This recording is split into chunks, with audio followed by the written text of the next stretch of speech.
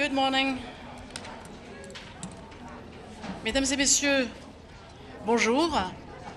Le Conseil de sécurité des Nations Unies se réunit aujourd'hui à niveau ministériel pour un débat sur la situation en Ukraine, sur la guerre en Ukraine et plus spécifiquement sur la lutte contre l'impunité. Nous entendrons le secrétaire général des Nations Unies ainsi que le procureur de la Cour pénale internationale, M. Karim Khan, et un certain nombre de collègues invités en complément des membres du Conseil de sécurité, dont mon collègue ukrainien avec lequel je viens de m'entretenir une nouvelle fois. Quelques mots sur la position de la France. Elle est simple. La France soutient la recherche de la vérité et de la justice.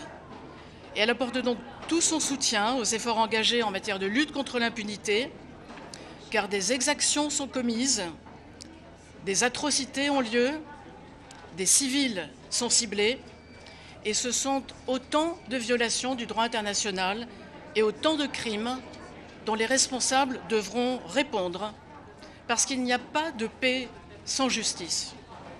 Alors la France apporte son soutien d'abord aux juridictions ukrainiennes par l'envoi d'experts et de matériel afin de documenter les preuves. Et elle apporte également son appui à la Cour pénale internationale qui a ouvert une enquête pour crimes de guerre et crimes contre l'humanité soutenue par 43 pays, dont la France.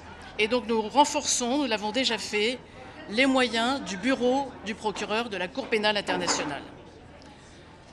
Voilà ce que je voulais vous dire. La justice est un devoir que nous avons vis-à-vis des victimes, mais c'est aussi une question de sécurité internationale. Pour que des crimes ne se répètent pas, ils ne peuvent pas rester impunis.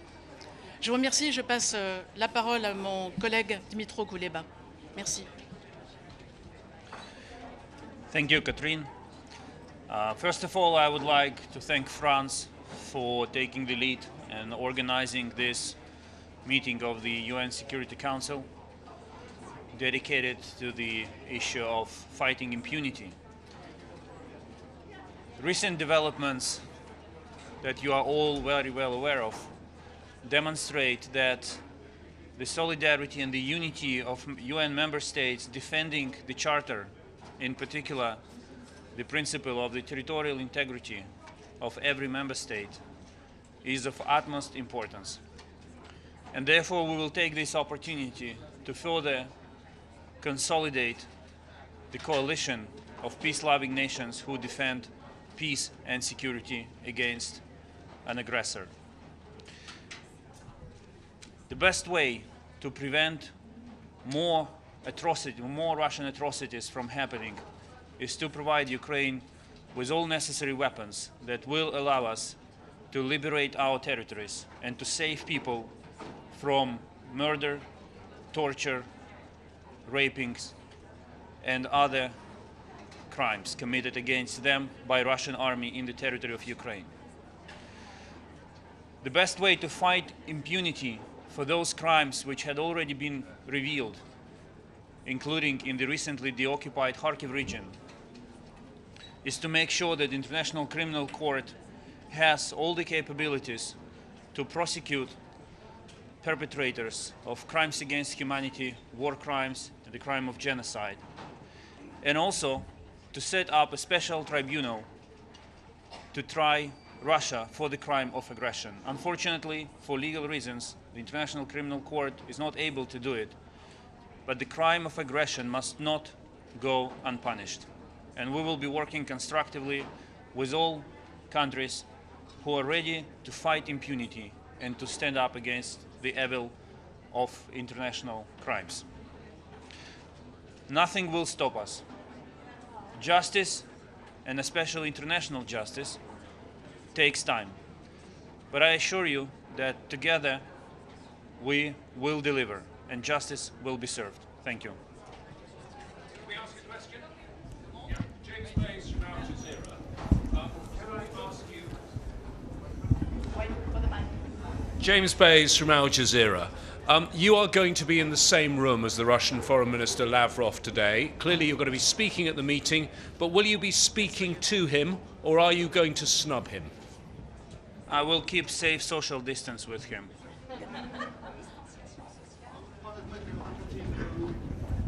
And Christian Novodou, s'il vous plaît. I got a question for both of you. And Christian Novodou, s'il vous plaît. Dmitry Onopchenko, television Ukrainian, Dmitry Onopchenko, Ukrainian television. With this new threat, when Russia decided to organize so-called referendums, Minister Kuleba, what's your message to European partners? Which price Russia have to pay? And Madame Catherine, what's your vision? How Europe may punish Russia if they will absorb Ukrainian territories? Merci. Je répondrai très brièvement. Le président de la République s'est exprimé hier et a donné la position de la France, aussi bien sur les référendums, qui sont un simulacre de référendum, une parodie, une nouvelle manipulation, qui n'auront aucune valeur juridique, ni aucune conséquence à nos yeux. Nous ne les reconnaîtrons pas. Et puis sur les dernières déclarations du président russe, le président de la République s'est également exprimé. Il a souligné que le monde avait besoin de paix,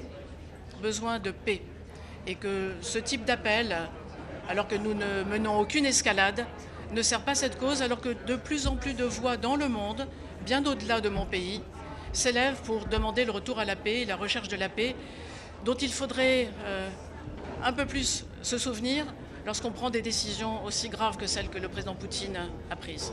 Voilà pour ma réponse. No words of condemnation can stop the Russian army. What can stop them is the Ukrainian army equipped with modern weapons coming from our partners. And this is the topic of virtually every conversation I'm having here in New York. The best way to stop Putin is to provide weapons to Ukraine. And justice is one of those weapons. Philippe Ricard pour le journal Le Monde, bonjour. Une question à M. Kuleba. Comment vous allez convaincre les différents pays de l'ONU de soutenir votre idée d'une cour spéciale pour le crime d'agression et Madame Colonna, on sent bien que vous êtes un peu embarrassée par l'idée d'une cour spéciale pour crime d'agression. Est-ce que vous pouvez nous donner vos arguments pour expliquer vos réserves? Merci. Yes, we are flexible. For us, substance is more important than the form. So we are starting the discussion. We are in a discussion with our partners on the most appropriate form to try Russia for the crime of aggression. If ICC could do it, we would happily do it through ICC. But unfortunately, there is a legal issue, because Russia will never ratify the amendment that allows to try this country for the crime of aggression. But I'm sure that we will find a way out. We will find a solution, because justice is more important than anything else. As Catherine rightly said, justice is also a weapon, and it's important that we utilize it in full. Merci, Bistro. En quelques mots, la justice doit passer. Et pour que la justice passe, nous nous appuyons sur les instruments existants. Les juridictions internationales en font partie, les juridictions nationales également. Au-delà de la justice ukrainienne, je dois vous rappeler que plusieurs juridictions nationales sont saisies, notamment en France. Pour ce qui concerne l'ordre international, au sommet de l'ordre juridique international compétent sur ces questions se situe aujourd'hui la Cour pénale internationale. S'il y avait d'autres idées et qu'elles démontrent leur valeur ajoutée, nous ne sommes absolument pas fermés à la perspective de les étudier à cette condition. Nous recherchons l'efficacité. Merci à tous, je crois qu'il faut qu'on y aille. Merci.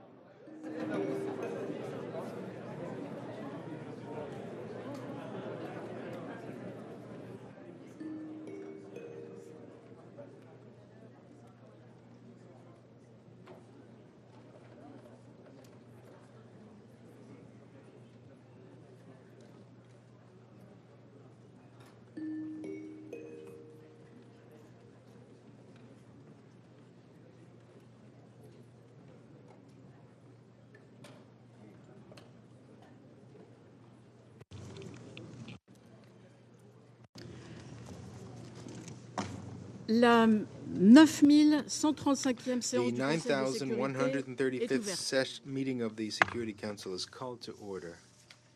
L'ordre du jour provisoire de la présente provisional agenda séance for this meeting est is maintien de la paix et de la sécurité Maintenance de of peace and l'Ukraine. security of Ukraine. L'ordre du jour est adopté. The agenda is adopted. Conformément à In l'article accordance with 39 du Rule règlement intérieur 39 provisoire du of the Conseil, Council's provisional j'invite rules of procedure, M. Karim I Khan, invite Mr. procureur de la Karim Cour pénale Khan, internationale, à prosecutor of the International participer à Criminal la Court, présente to séance. participate in this meeting. Il en est ainsi It décidé. is so decided. Le Conseil de sécurité... Pardonnez-moi. Conformément à l'article 39 du règlement intérieur accordance provisoire with du Rule Conseil, j'invite 39 son of Excellence the M. Council's Joseph Borrell provisional rules of Fontaine, procedure, I also haut invite His Excellency Mr. représentant Joseph de Borrell l'Union européenne pour Fontaine, les affaires High étrangères et la Representative of the politique European Union de for Foreign sécurité, Affairs and à Security Policy, participer à la to présente participate séance. in this meeting. Il en est ainsi décidé. It is so decided. Conformément à l'article 37 du règlement In intérieur accordance provisoire du with Rule Conseil, 37 of the j'invite les Council's représentants provisional de rules of l'Allemagne, procedure, du I invite the Bélarus, de la representatives Lituanie, of Belarus, de la Pologne, Germany, de la Lithuania, Tchéquie et de Poland, l'Ukraine Czechia, and à Ukraine participer to à la présente participate séance. in this meeting. Il en est ainsi It décidé. is so decided. Le Conseil de sécurité va The maintenant Security aborder Council l'examen du will point 2 now begin its de l'ordre du consideration jour. of item 2 of the agenda.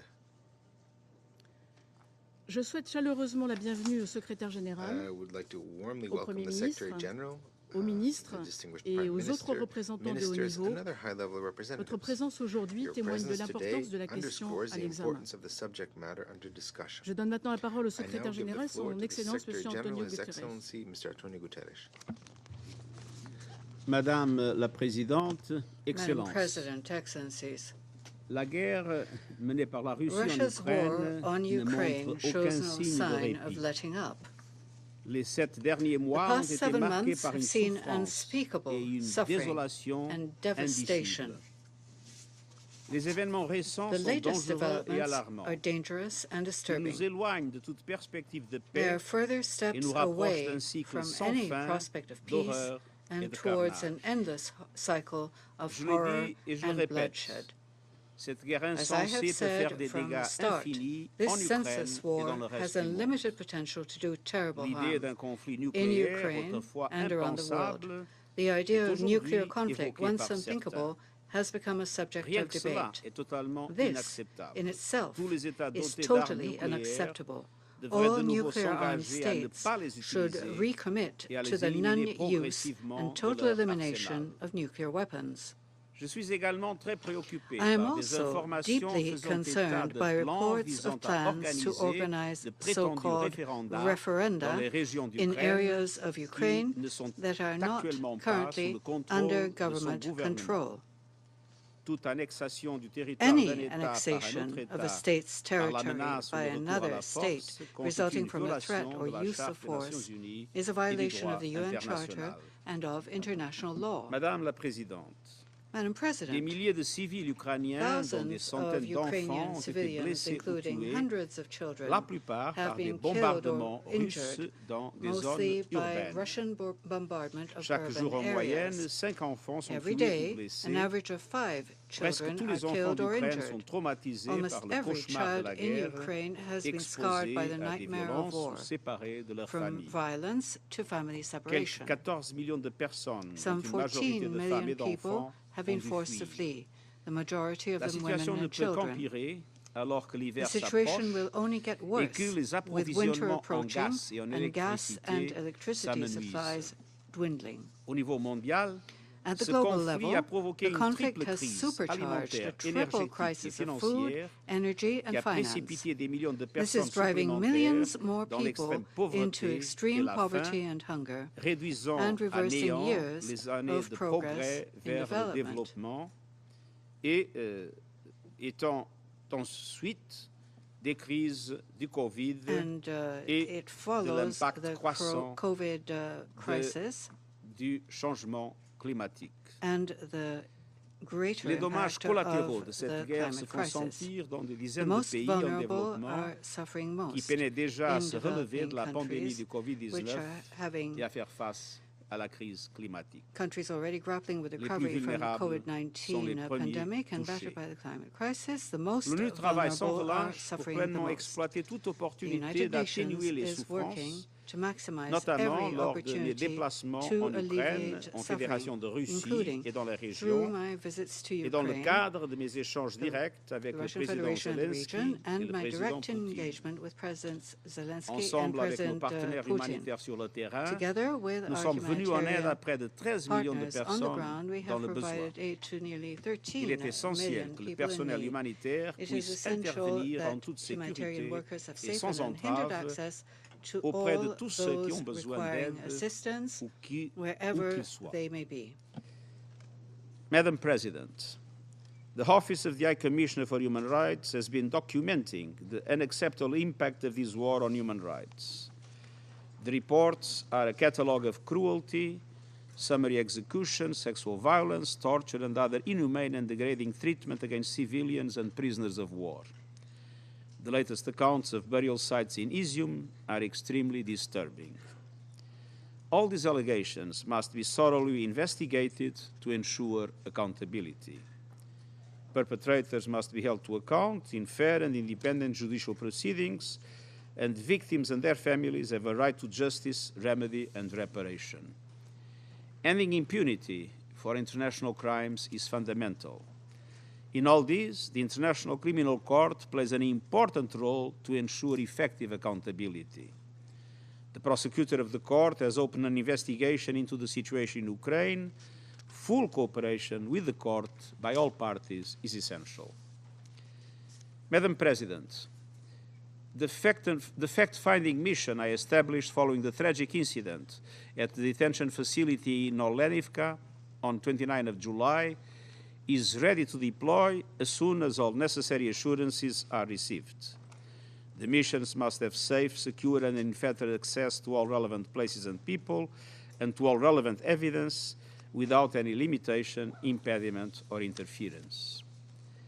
Madam President, the situation at the site of Zaporizhia nuclear power plant, located in the middle of a war zone, remains a cause of grave concern. The International Atomic Energy Agency is consulting with all parties involved on measures to ensure the safety of the plant and surrounding areas. I thank IAEA for its work.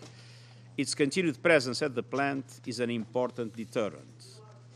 All attacks on nuclear facilities must end, and the purely civilian nature of such plants must be re-established. Any damage to nuclear infrastructure, whether deliberate or not, could have terrible consequences for people around the plant and far beyond. The world cannot afford a nuclear catastrophe. Madam President, yesterday's news that more than 250 prisoners of war were exchanged between Ukraine and the Russian Federation was a welcome development. I commend the efforts of both parties and hope that they will build on these with further exchanges, aiming at an all-for-all formula. And I thank the governments of Turkey and Saudi Arabia for their role in securing this agreement. In July, also with the support of the government of Turkey, a landmark deal was reached, enabling the resumption of food and fertilizer exports from 3 of Ukraine's Black Sea ports. More than 4.3 million metric tons of food have since been moved, bound for 29 countries across 3 continents. This includes 3 vessels chartered by the World Food Programme to transport desperately needed food supplies for the people of Afghanistan, the Horn of Africa, and Yemen. A 4th left Istanbul today, and the 5th is on the way.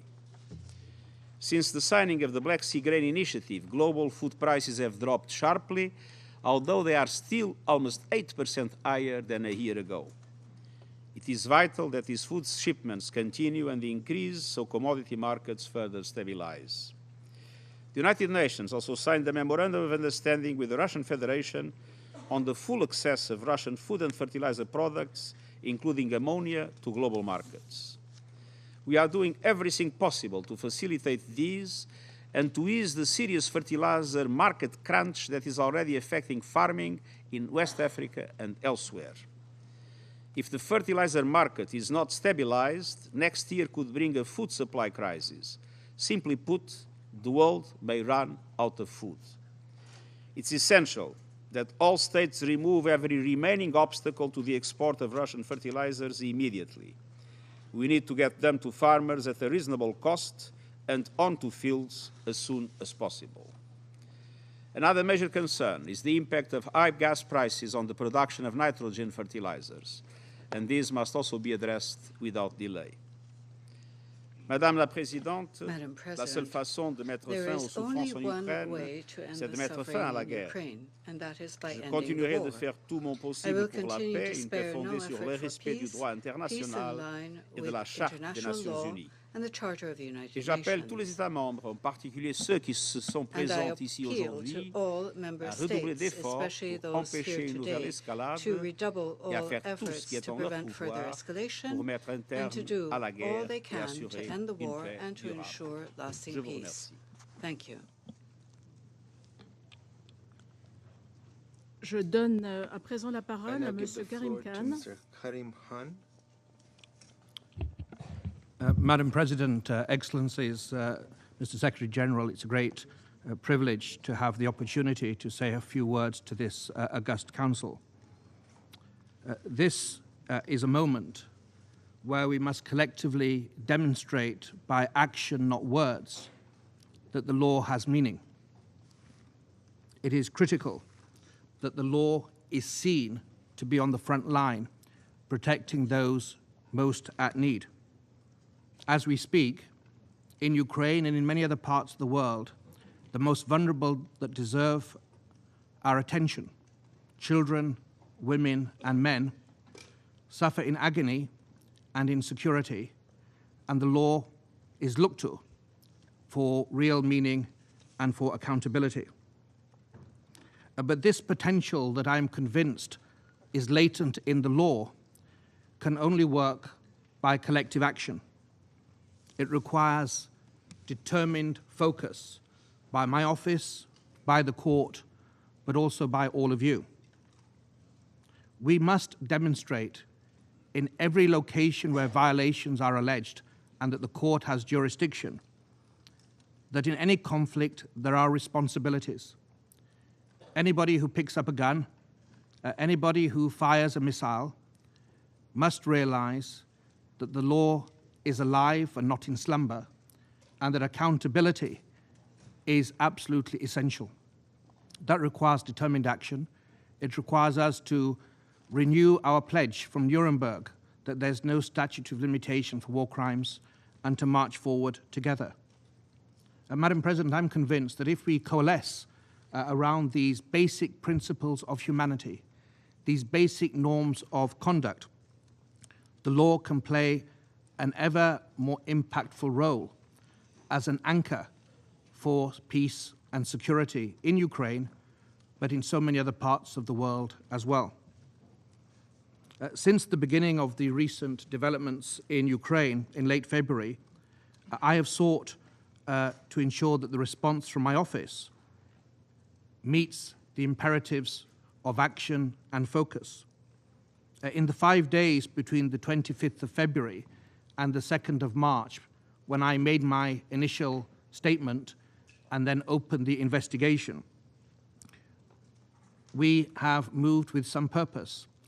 And the fact that 43 state parties to the Rome Statute, 1/3 of the Assembly in total, referred the matter to the court, signifies not only the crisis and the concern that is expressed, but also, I believe, an understanding that the law has an important role to play.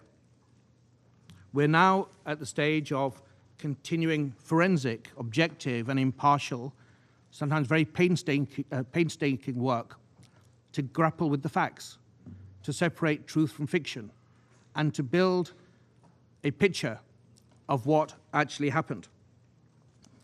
In May, we made the largest field deployment that the ICC has seen. And since May, we have had a permanent field presence in Ukraine. I can announce that next week, further members of my office will also deploy to Ukraine to look in relation to allegations emerging from the east of the country. And building partnerships, embracing innovation takes many forms. New engagements with states, with international organizations, and indeed with the private sector. Hopefully this new model of a more coordinated, more effective partnership, a more coherent approach for action will render this collective responsibility more effective. But the process of accountability, of collecting evidence and sieving it and weighing it and determining what is shown, is not simply an academic exercise. It is critical in order to pierce the fog of war, to actually present in a juridical forum the truth. And luckily we have independent judges, and when we have done our job, we will in due course present matters to the independent judges of the ICC, and they will further scrutinize our work very properly and decide where the truth lies. And this exercise is essential if we're to have confidence in the rules-based system. This function, and this alone, is the focus of my office. It's not a tool of politics. It's not driven by any other agenda than our obligations that are eloquently espoused in the Rome Statute and are underpinned with great eloquence in the Charter of the United Nations that created this august body that I have the privilege to sit in today. Through this work, a picture will emerge. And the picture that I've seen so far is troubling indeed.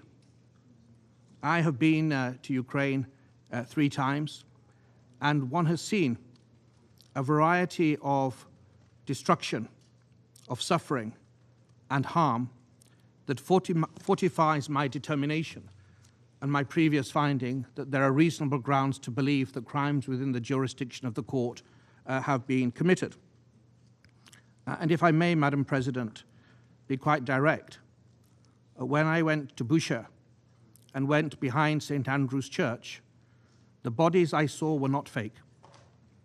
When I walked the streets of Borodianka, the destruction that I saw of buildings and schools was all too real.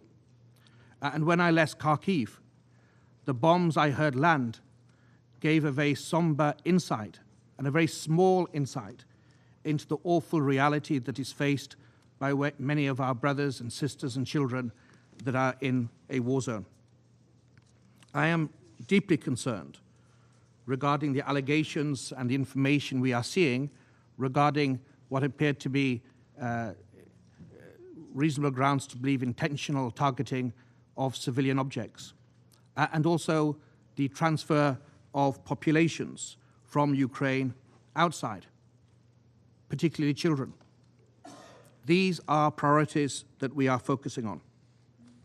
But our task collectively is to ensure that those responsible for any crimes that may have been committed, for any decisions that judges of the ICC may make, realize today, in real time, that they are masters of their own destiny.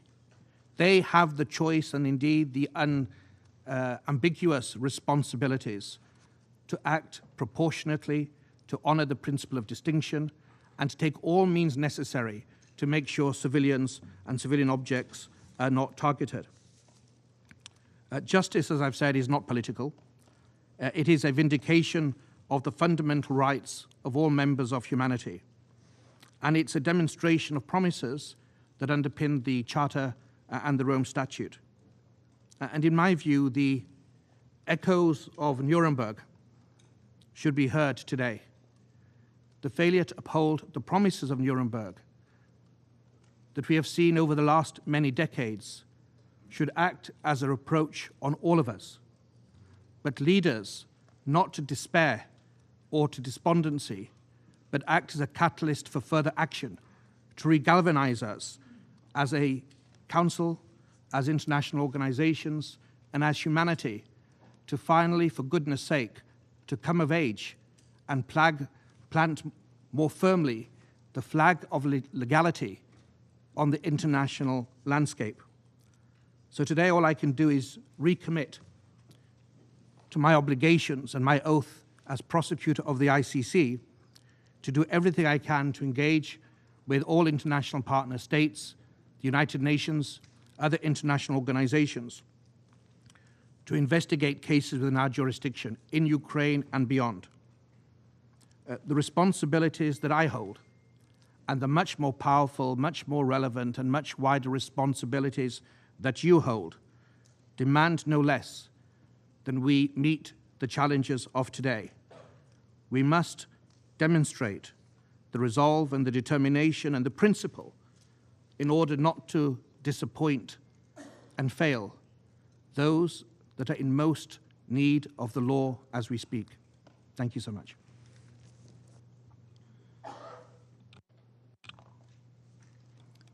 Je vais maintenant faire une I déclaration will now en ma make qualité a de statement in ministre my de l'Europe et des Affaires capacity as étrangères Minister of de la Europe France. and Minister of Foreign Affairs of France. Monsieur le secrétaire général, Mr. Secretary Monsieur le General, Premier ministre, Mesdames et Prime Messieurs les Minister, ministres, ladies and Monsieur le gentlemen, procureur ministers, de la Cour pénale internationale, Prosecutor of the International Mesdames et Criminal Messieurs. Court, ladies and gentlemen, c'est avec un profond sentiment de it is gravité with a great que je prends la parole sense lors de of cette réunion du Conseil de sécurité consacrée à seriousness that I l'Ukraine et take plus the floor particulièrement aux at crimes this qui session sont commis. dedicated to the situation in Ukraine and more L'agression que la particularly to Russie the a crimes décidé, committed, the aggression seule, that de Russia mener decided contre un to État launch souverain, alone l'Ukraine, against a qui n'a eu le tort sovereign que de state, vouloir Ukraine, vivre libre, whose only fault was to constitue une want to live violation freely, flagrante des normes constitutes a fondamentales de flagrant notre charte violation of commune, the fundamental la charte des norms of our Nations common Unies. charter, the United Nations Le Charter. non-recours à la force, The le règlement pacifique use des of différends, force, le peaceful respect de resolution la of souveraineté disputes, des États respect for et de sovereignty leur intégrité and territoriale the territorial sont integrity des of principes states are auxquels nous avons tous principles souscrit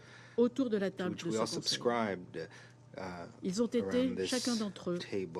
And ouvertement each one of violés. these principles was La guerre blatantly qui a débuté le violated. 24 The war février which dernier began on the s'accompagne 24th of February of this aussi year has d'exactions also been et de accompanied by destruction d'objectifs atrocities and civils. destructions of civilian Il s'agit infrastructure. d'autant de violations des lois de la These guerre et are so d'autant many d'actes violations of the dont laws il of faudra war rendre and so compte. many actions for which À Boutcha, ou à Russia must be Tcherniv held et dans accountable. tant d'autres In lieux, Bucha, des crimes and so many other insoutenables ont été places, perpétrés. unspeakable crimes were La committed. libération d'Izium s'accompagne elle aussi The de la découverte liberation de of nouvelles Izum has also atrocités been commises accompanied by the par discovery of les tortionnaires. new atrocities committed by Alors, the le message de la torturers. France So aujourd'hui the est message of simple. France today is La justice doit être simple. notre impératif commun. Justice must be Il n'y our aura pas common de paix sans imperative. There will justice. be no peace without justice. La justice est bien sûr un impératif pour Justice, les of victimes course, is an imperative for the qui ont victims, droit à la reconnaissance et à for la the right to réparation de leurs recognition souffrances. and reparation for Toutes their les suffering, souffrances all their suffering, de chaque victime. of each victim. La justice est ensuite un impératif de Justice is sécurité then an imperative internationale. of Et je le dis international à ceux qui ne security, voient dans and I cette say guerre this to qu'un those who simple only see conflit de this war as a plus. simple as just another Si conflict. tout est permis ici, If everything tout le is sera davantage permissible ailleurs. here, then Et la it'll be possibilité even d'une more guerre permissible d'agression ne somewhere fera que else, and the croître. possibility of a war of aggression will only La grow. justice enfin est un impératif Justice politique. finally is a Nous political aurons, il le imperative. faudra, nous assurer que We les individus will rendent need to compte des ensure crimes that dont ils sont individuals are held responsables, accountable for qu'ils the crimes that les they've aient committed, commis, ordonnés ou whether they planifiés. have committed them, ordered them, or Mais c'est planned them. l'idée même But que it's soit the very possible de tels crimes, idea de that telles such atteintes à crimes, notre humanité commune that qui such doit être combattue violations en of our common parole humanity et are en actes. possible, should be combated both Pour in cela, un words and in cadre a été deeds. posé, celui For d'une this, a justice framework was professionnelle et established, spécialisée. professional À son and sommet, specialized justice. La Cour pénale internationale a At été its saisie summit par is the International Criminal 43 Court, États, where dont la France. 43 states, C'est la including France, première fois referred qu'autant d'États cases réfèrent to une it. It's the situation à very la first Cour, time that so many states have signe de referred this l'importance situation que to nous the court, attachons and it's a sign of collectivement à ce qui importance se joue that we ici. attach collectively to what is taking La place Cour here. elle-même agira, vous le savez, en The court complémentarité will avec la act in justice complementarity, ukrainienne, as you know, ainsi with the qu'avec les Ukrainian autres justice, as juridictions well as with other nationales national saisies, au nombre jurisdictions, desquelles les juridictions françaises et celles including de the plusieurs French États aujourd'hui jurisdiction présents. and several other jurisdictions of the states Dans present ce here. cadre, la justice doit In passer. this framework, La France justice must travaille be donc upheld. avec de nombreux France is autres working with partenaires many à other renforcer dans partners l'ensemble to de ces strengthen juridictions in all of its la collecte jurisdictions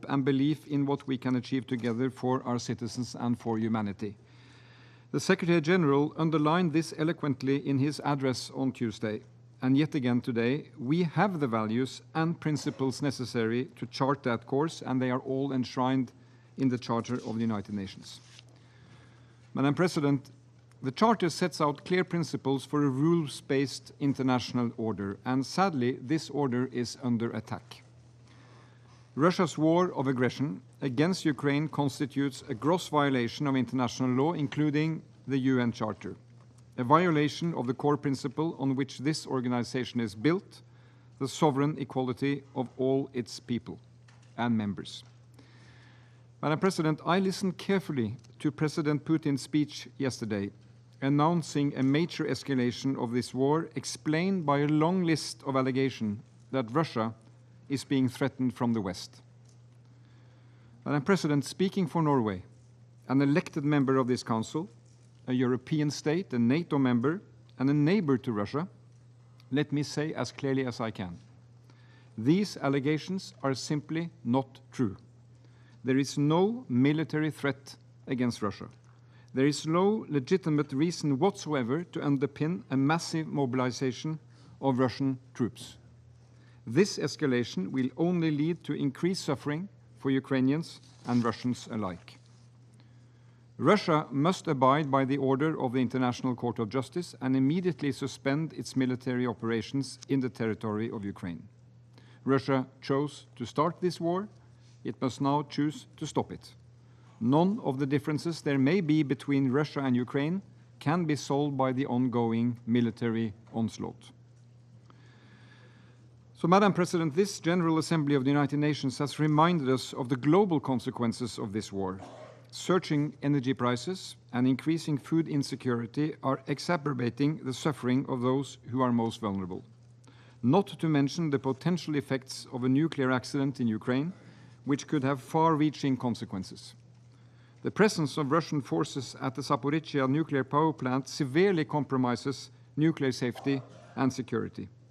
We commend the IAEA for its efforts in helping to stabilize the situation. But Russia's behavior is also hurting multilateral cooperation at a time when we need it more than ever. The Black Sea Grain Initiative is an important step to bring Ukrainian foodstuff back to the world market. As the Secretary-General has said, it's multilateral diplomacy in action, and we commend his efforts to facilitate this initiative. Norway also expresses its full support for the Secretary-General's goods offices. When the time comes, and it must come, we will stand firmly with the UN in the efforts to build and sustain peace. Madam President, in Ukraine, thousands of civilians, including children, have been killed. Millions have fled their countries, often separated from their loved ones. Many thousands have been welcomed in my country. May the day come, sooner rather than later, when they can return home safely to rebuild their country. The recent escalation of attacks on civilian targets is utterly unacceptable. Russia's indiscriminate use of heavy explosive weapons in destroying homes, schools, and hospitals. Unspeakable horrors were revealed in Bucha in March, and now in Izium and other places previously under occupation. Civilians have forcibly been transferred to Russia and Russian-occupied territory. And there are disturbing reports of sexual violence being used as a tactic of war. This must be condemned in the strongest possible terms. Madam President, we also condemn the planned so-called referendums in the occupied regions of Ukraine. They would be contrary to international law, they be a clear breach of the UN Charter, and they would have no legal standing and no legitimacy. They would in no way affect Ukraine's sovereignty within its international recognized borders. Let that be clear. Madam President, international law is not optional, and as the prosecutor said, justice is not political. All reports of atrocities and human rights violations must be properly investigated and those responsible brought to justice. Norway has supported this effort and will continue to do so. There can be no impunity, as Madam President so accurately said. Accountability is key, but to ensure justice for the victims and to deter future violations. Perpetrators must be held to account through national or international criminal justice mechanisms. This is why we welcome the Commission of Inquiry on Ukraine established by the Human Rights Council, and Norway continues to fully support the International Criminal Court. The ICC's mission is crucial both in the context of Ukraine and globally. Madam President, let me end on this note. This war is a catastrophe for Ukraine and its people. Its ramifications have serious consequences for vulnerable people and communities all around the world. But let me say this, it is also detrimental to Russia itself, our neighbor. Thousands of Russian soldiers have been sent to their deaths in unnecessary and illegal war. Russian citizens are increasingly being denied human rights and fundamental freedoms in a society ruled with an even stronger authoritarian fist. If the Russian people, and we know them, could freely express their views, would they have chosen war? I doubt it.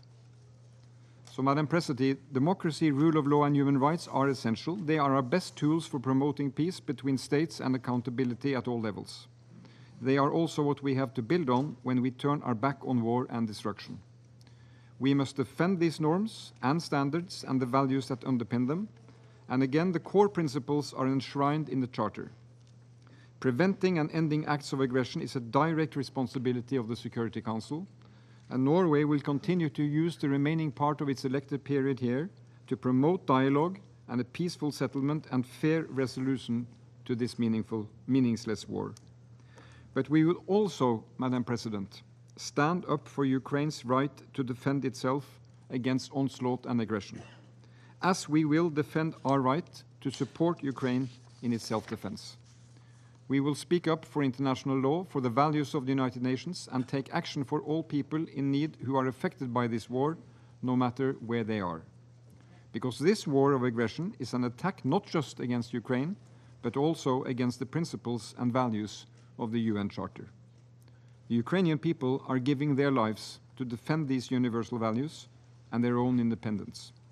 And Ukraine can count on Norway's continued support in this struggle. Merci, Madame la Présidente. Thank you, Madam President. Je remercie Son Excellence Monsieur Stohr de cette déclaration et je donne la parole à Son Excellence Monsieur Marcelo Ebrard Casarbon, secrétaire des Relations extérieures du Mexique. Merci, Madame President. Thank you, Madam President. Agradezco al secretario general Antonio Guterres y al fiscal de la Corte Penal Internacional por sus valiosas presentaciones. Reconozco la presencia en esta sesión del Consejo de Seguridad del primer ministro de Noruega, así como de otros colegas, ministras, ministros, representantes ante el Es de agradecerse también a Francia y a usted, señora ministra, por haber convocado a este debate sobre un flagrante quebrantamiento a lo establecido en la Carta de las Naciones Unidas que ha violentado la paz y la seguridad internacional. A 7 meses del inicio de la guerra en Ucrania, sus múltiples implicaciones sociales, económicas y políticas son evidentes. Como en todo conflicto armado, el mayor costo lo ha pagado la sociedad civil. Esta guerra ha generado desplazamientos masivos de personas, tanto al interior de Ucrania como hacia países vecinos, sobre todo de mujeres y niños. Los daños materiales registrados son también graves y onerosos. Desde el inicio de las hostilidades, México ha insistido en buscar una solución diplomática y en atender la dimensión humanitaria del conflicto, sin subordinar las consideraciones políticas en estricto apego al derecho internacional humanitario. En este Consejo impulsamos, junto con Francia, un proyecto de resolución en ese sentido que se tornó a la Asamblea General y dio lugar a la resolución E11/2 adoptada el pasado 24 de marzo. Hoy reiteramos que la asistencia humanitaria sigue siendo ineludible y prioritaria. Hemos procurado también, en la medida de nuestras posibilidades, apoyar las gestiones de mediación del secretario general y formulamos junto con Noruega una declaración presidencial con tal propósito, la cual se adoptó el pasado 6 de mayo.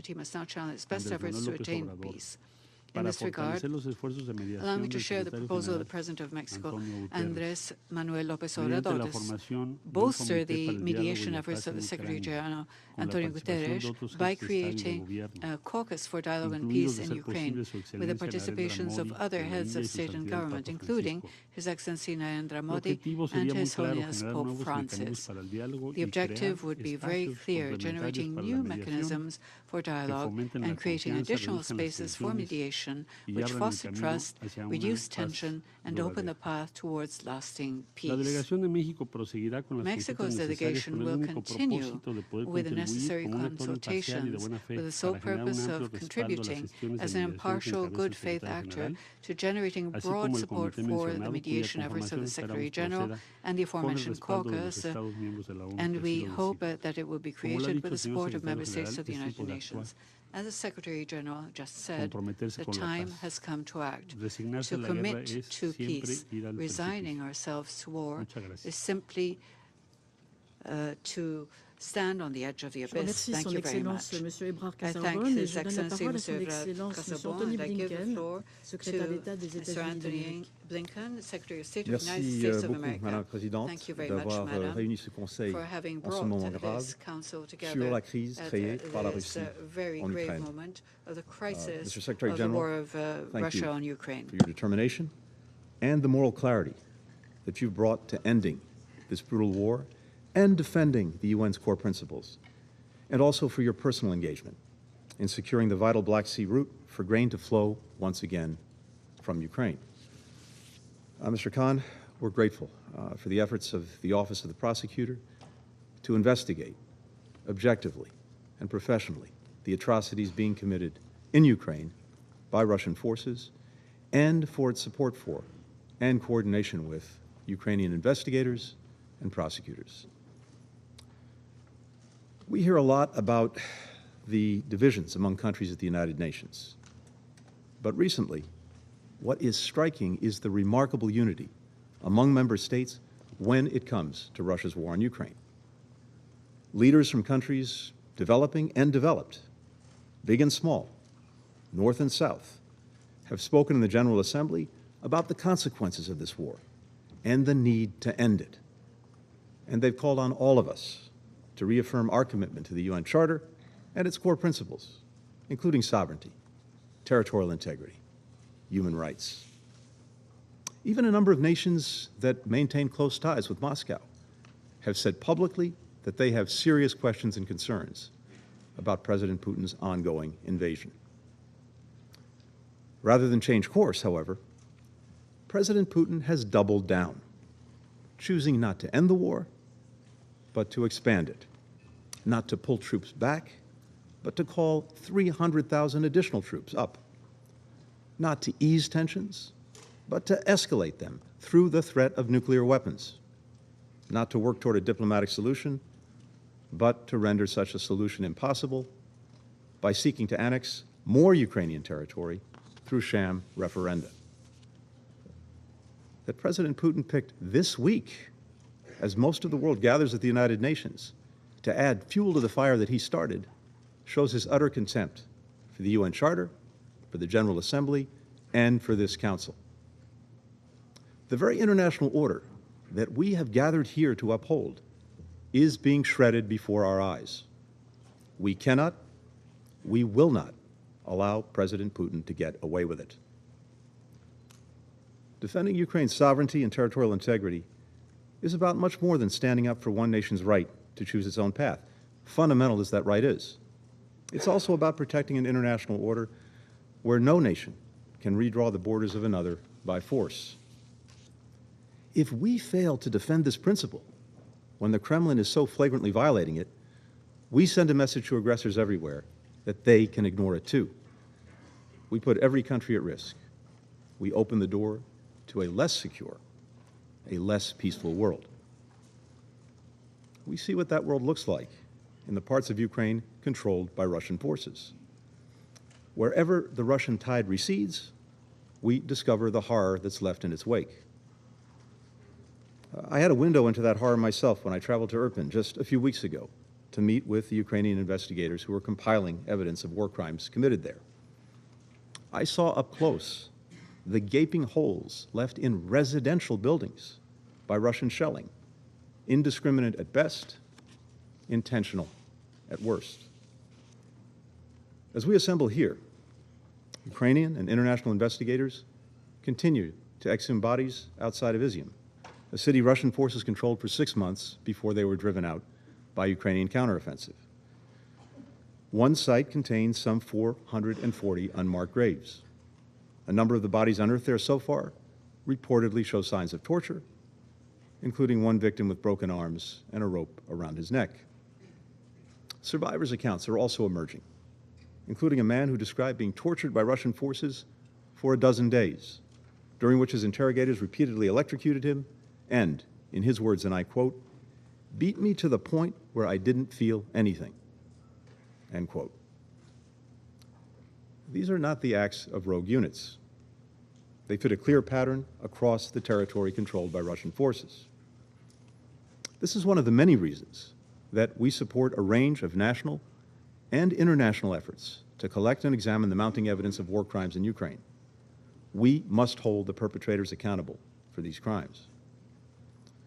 It's also one of the reasons why more than 40 nations have come together to help the Ukrainian people defend themselves, a right that is enshrined in Article 51 of the United Nations Charter. The more setbacks Russian forces endure on the battlefield, the greater the pain they are inflicting on Ukrainian civilians.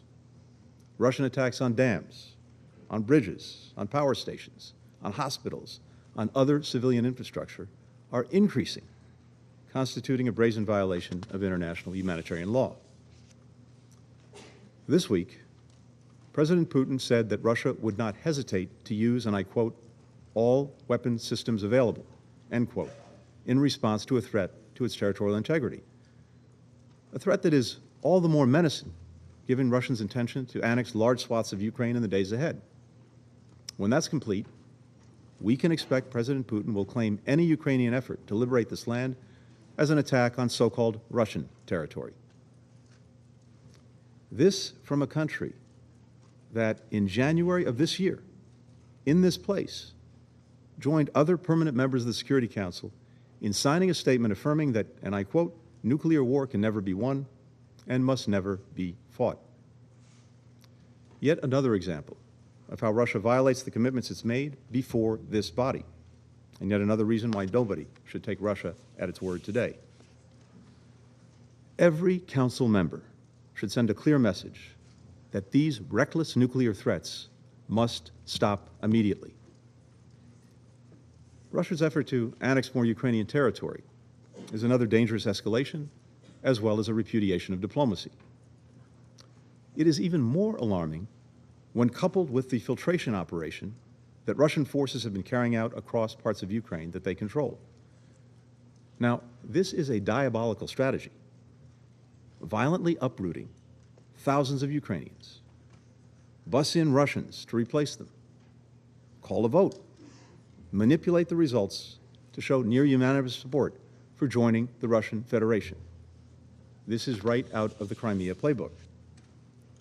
As with Crimea, it's imperative that every member of this council, and for that matter, every member of the United Nations, reject these sham referenda and unequivocally declare that all Ukrainian territory is and will remain part of Ukraine, and no Russian claim to annex territory can take away Ukraine's right to defend its own land. Putin's invasion is also distracting this council, in fact, the entire UN system, from working on the serious issues that we all want to focus on, like preventing a climate catastrophe, aiding tens of millions of people on the brink of famine, fulfilling the 2030 Agenda for Sustainable Development, shoring up our interconnected health security, all issues that make a tangible difference in the lives of the citizens that we are here to represent, and that they are looking to us to deliver on. The overwhelming majority of UN member states are committed to working together on these issues, and our actions show that. Yet, while more than 100 countries have signed on to a roadmap to provide food aid to those who need it, and partners across Africa, Asia, the Americas, and Europe are working together to increase the resilience of global food systems, Russia for months blocked the export of Ukrainian grain to the world until the United Nations and Turkey secured a deal to let the grain go. And Russia continues to bomb and seize Ukrainian farms and silos, line its wheat fields with landmines, raising the cost of food for people everywhere. And while governments around the world are teaming up with international organizations, with the private sector, with philanthropies, to end this pandemic and make sure that we're better prepared for the next one, Russia is spreading misinformation and disinformation about WHO-approved vaccines, fueling vaccine hesitancy that puts people in all our countries at greater risk. Here's the reality. None of us chose this war. Not the Ukrainians, who knew the crushing toll it would take. Not the United States, which warned that it was coming and worked to prevent it. Not the vast majority of countries at the United Nations. And neither did our people, or the people of virtually every UN member state, who are feeling the war's consequences in greater food insecurity and higher energy prices. Nor did the Russian mothers and fathers, whose children are being sent off to fight and die in this war, or the Russian citizens who continue to risk their freedom to protest against it, including those who came out into the streets of Moscow after President Putin announced his mobilization to chant, "Let our children live." Indeed, it must be asked, how has this aggression against Ukraine by President Putin improved the lives or prospects of a single Russian citizen? One man chose this war. One man can end it. Because if Russia stops fighting, the war ends. If Ukraine stops fighting, Ukraine ends. That's why we will continue to support Ukraine as it defends itself and strengthen its hand to achieve a diplomatic solution on just terms at a negotiating table. As President Zelensky has said repeatedly, diplomacy is the only way to end this war. But diplomacy cannot and must not be used as a cudgel to impose on Ukraine a settlement that cuts against the UN Charter or rewards Russia for violating it. President Putin is making his choice. Now, it's up to all of our countries to make ours. Tell President Putin to stop the horror that he started.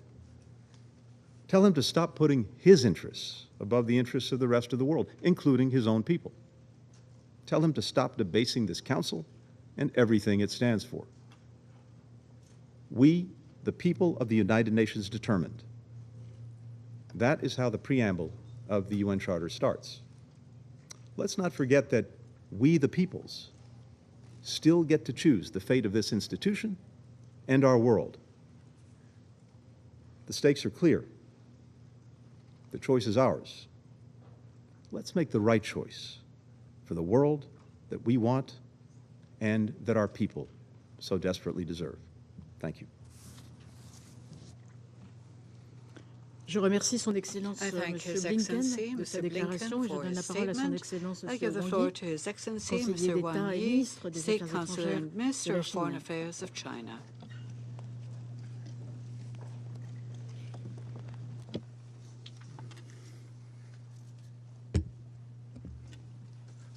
主席女士 Madam President, 先生 Mr. Secretary 我感 General, 谢科隆纳 I 外长 thank 女士 Foreign 召集 Minister 今天 Colonna 的 for 部长 convening 级的会议 today's ministerial meeting, 我也感谢 and 古 I 特雷斯秘 thank 书长所做的通 Secretary 报。 General Guterres for his briefing.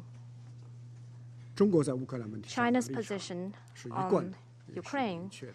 is consistent and 习近平 clear. 主席 President 指出 Xi Jinping pointed out 各国的主权 that the sovereignty, 领土完整 territorial 都应该 integrity 得到 of all 尊重。 countries should be respected. 联合国宪章的 The 宗旨和原 purposes and 则 the principles 都 of 应 the 该得 UN 到尊 Charter 守。 should be observed. 各国的合理安全 The 关切 reasonable security 都应该得 concerns 到 of 重 all 视。 countries should be 一切有 taken 利于 seriously, 解 and 决 all 危机的 efforts 努力 that could help 都应该 resolve the 得到 crisis 支持。 should be supported.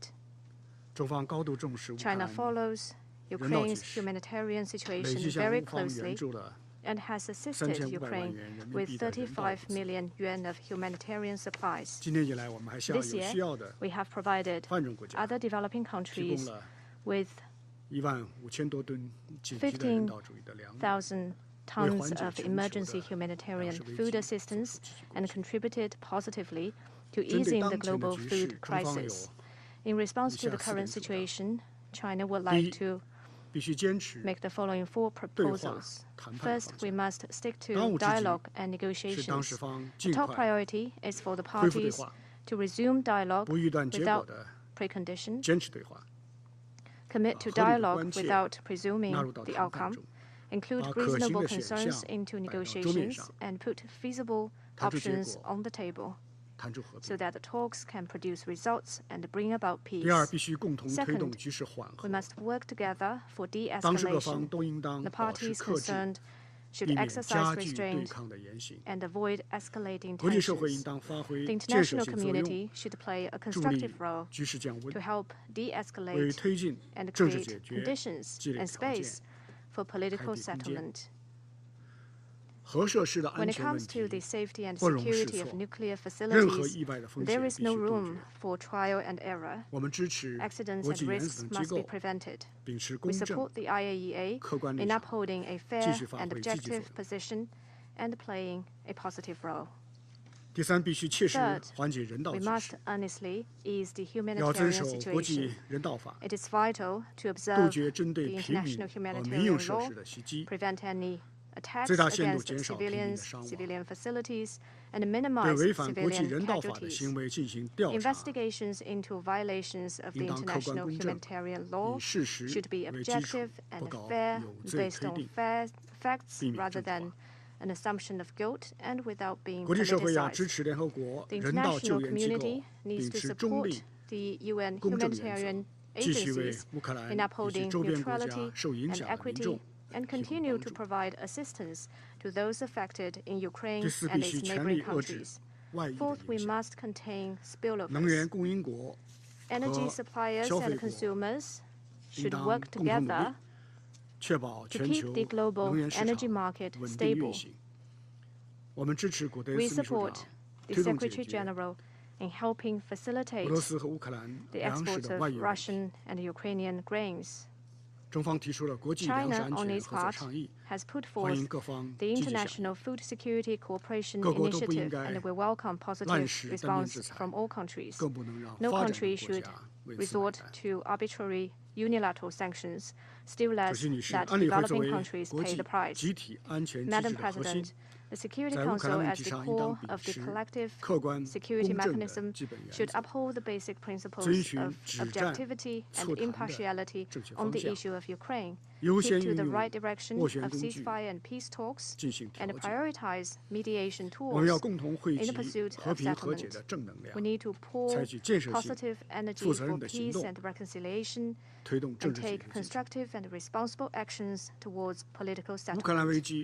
The Ukraine crisis is closely linked to the international situation.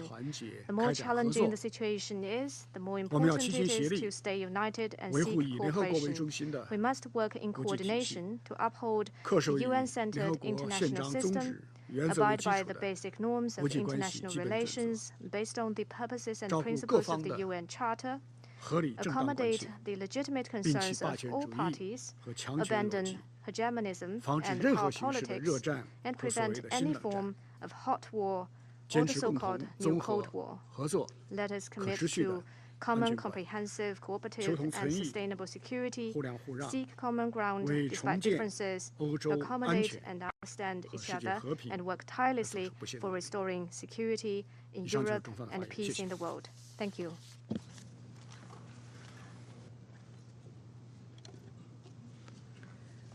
Je remercie son Excellence M. Wang de sa déclaration et je donne la parole à son Excellence Madame Olga Jashka, ministre de l'Europe et des Affaires étrangères de l'Albanie. Madam President, I join other colleagues to thank France for convening today's briefing and Minister Colonna for chairing it. This issue has been without interruption on the agenda of the Council, but this meeting could not be timelier given the latest escalatory declarations by Kremlin. I also welcome the decision of the French presidency of the Council to continue keeping the focus on accountability, an issue of the utmost importance that we initiated together back in April with the ARIA formula meeting that Albania and France organized jointly. I also thank ICC Prosecutor General Khan for his information and his tireless efforts to establish accountability in Ukraine. Madam President, the Russian Federation, a permanent member of the Security Council, has waged an illegal war of aggression against Ukraine. In our judgment and in the eyes of the entire world, as clearly expressed more than once here in the United Nations, Russia's actions are a blatant violation of the Charter of the United Nations. Let's not forget that the highest international justice body, the International Court of Justice, has ordered Russia to suspend its military operation in Ukraine. International law is the same and mandatory for all. Russia has unfortunately chosen to openly and continuously ignore it. The very principle and belief upon which the UN was founded was that the only way to prevent war was through universal norms and laws accepted by all in the new post-World War II order. In the decades since, despite the challenges and difficulties, we have all managed to strengthen and expand the reach of international law and multilateral cooperation, and we have agreed that no one can stand above the law. We had hoped that the world would never again go back to that distant past, but the war in Ukraine and Russia's flagrant attempt to conquer and annex parts of Ukraine's territory are actions reminiscent of the dark days of fascism and Stalinism. And there is much more in what is happening in Ukraine today that is reminiscent of those dark days. Reports and fact-finding missions from the ground, footage the whole world has seen reveal a basic truth about Russia's actions, an appalling criminal brutality against the civilian population. Innocent men, women, and children in Ukraine, as well as tens of thousands of Russian soldiers, have paid with their lives for Vladimir Putin's war of choice. Millions around the world are going hungry because of Vladimir Putin's war of choice. We condemn Russia's new path of confrontation by announcing a partial mobilization in Russia, by supporting the organization of illegal referenda in 4 Ukrainian territories currently occupied, and by threatening again with the use of weapons of mass destruction. These sham referenda are another blatant violation of the independence, sovereignty, and territorial integrity of Ukraine, and a serious violation of the UN Charter. We reiterate our unwavering support for Ukraine's independence, sovereignty, and territorial integrity, and reiterate our call for Russia to completely and unconditionally withdraw all of its troops and military equipment from the entire territory of Ukraine within its internationally recognized borders. This is why we must galvanize our forces and continue to help Ukraine defend itself. But that is why, too, we must work to guarantee full accountability for what Russia is doing in Ukraine. It is to provide justice, but this is also to prevent future atrocities. We all tried to prevent this conflict. We could not, but we must not fail to hold Russia accountable. Thank you. Je remercie Son Excellence Madame Jashka de sa déclaration et je donne la parole à Son Excellence Monsieur Simon Coveney, ministre des Affaires étrangères et de la Défense de Minister for Foreign Affairs and Defence of Ireland. Thank you, Madam President, Secretary General Guterres. 1 week ago, I stood on the deck of a cargo ship in the port of Odessa, watching 46,000 tons of grain being loaded, bound for Bangladesh. That same day, the total amount of grain exported from Ukrainian ports through the Black Sea Grain Initiative had reached 3 million tons. Ukrainian and UN staff in Odessa spoke to me of their plans to reach 4 million tons of grain per month. Secretary General, as you have said so eloquently, Those ships carry not just grain, but the rare commodity of hope. And they represent something else too, the power of multilateralism.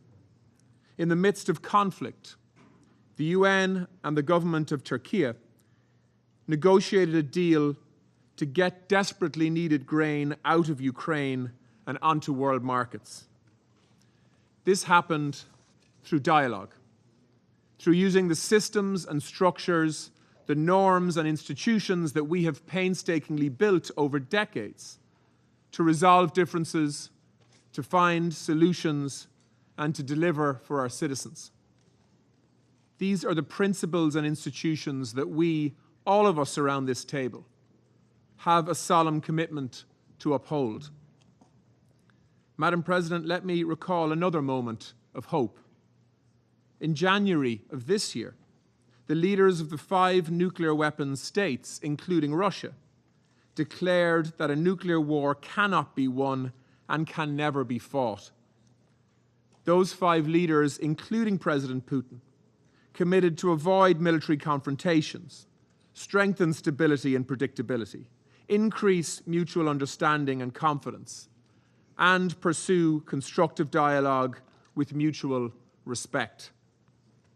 Just 6 weeks later, Russia launched an unwarranted and illegal further invasion of Ukraine, of another sovereign UN member state, of a neighbor. And now, this week, President Putin again issues threats to use nuclear weapons. Let us be absolutely clear. Russia's invasion of Ukraine is the antithesis of the principles of the UN Charter. It is a grave violation of international law. It's an attempt to change internationally recognized borders by use of force. And no sham referendums can change that basic fact. It cannot be allowed to stand. If we fail to hold Russia accountable, we send a signal to large, powerful countries that they can prey on their neighbors with impunity, which is something that every nation on earth should take note of. This is why Ireland yesterday filed a declaration of intervention at the International Court of Justice in Ukraine's case against Russia. It is why we are intervening in Ukraine's case against Russia at the European Court of Human Rights. It is why we have supported action at the OSCE, the Council of Europe, the UN General Assembly, and the Human Rights Council to hold Russia accountable for what it's doing. It's why, with 42 other state parties of the International Criminal Court, we referred the situation in Ukraine to the ICC prosecutor, who's with us here today. It is why we support Ukraine's efforts to establish a compensation and reparations mechanism. And it's why we will work with Ukraine and other partners to examine how we can hold Russia accountable for the crime of aggression. But it is also why this Council collectively must consider how it acts to protect the principles and purpose of the UN Charter itself. No one country, no matter how big or powerful, should have the ability to veto the application of international law for its own aims. Madam President, I said at this Council in April that without accountability, there is no hope for a sustainable peace. Not in Ukraine, not anywhere. And I repeat that today. I also recall here in April the shocking evidence I saw in Bucha of Russian forces' disregard for international humanitarian law. That was no fabrication. The bodies that I saw tell a story. 5 months later, more mass graves are being discovered in Izium and in other areas that were until recently under Russian occupation. Attacks by Russian forces on civilians and civilian infrastructure have intensified further since then. The devastating impact of explosive weapons in populated areas is ever more evident, with tens of thousands of homes, hospitals and schools destroyed. This is why Ireland is seeking the wide endorsement by states of the political declaration on explosive weapons in populated areas at a high-level adoption conference in Dublin in November. Madam President, millions of civilians in Ukraine and beyond are being potentially put at risk by Russia's occupation of the Zaporizhzhia nuclear power plant. I want to repeat the demand of last week's IAEA Board of Governors. Russia must immediately cease all actions against the Zaporizhzhia nuclear power plant. Ukrainian authorities must regain full control. The last thing the world needs now is a nuclear accident. Madam President, this conflict can and will end. Our collective responsibility to the UN Charter, to the Pacific settlement of disputes, to the maintenance of international peace and security demands that it ends sooner rather than later. The path to peace is clear. The country that made a deliberate decision to start this conflict must now make the decision to bring it to an end. Russia must withdraw its forces from the sovereign territory of a fellow UN member state. It must be held accountable for its actions through the international bodies and structures that we together have created for this purpose. It is not solely about Ukraine and its future. This is about the entirety of the UN membership, all of us and all of our countries.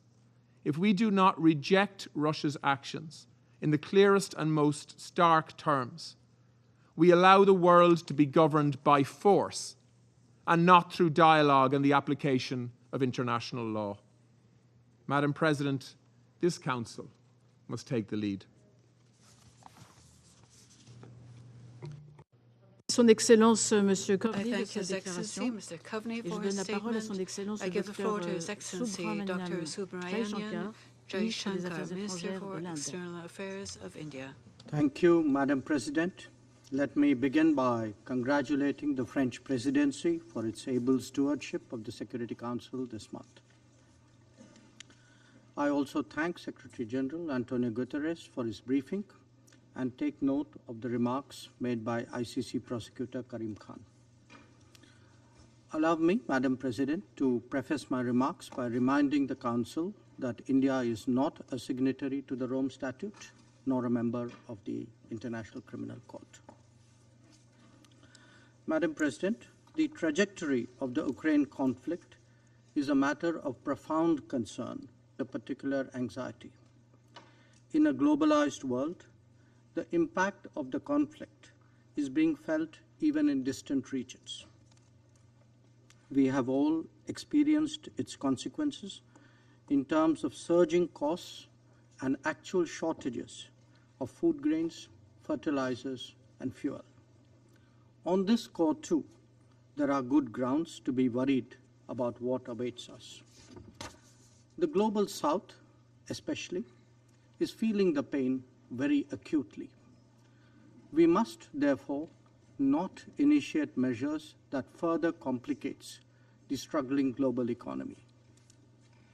And that is why India strongly reiterates the need for an immediate cessation of all hostilities and a return to dialogue and diplomacy.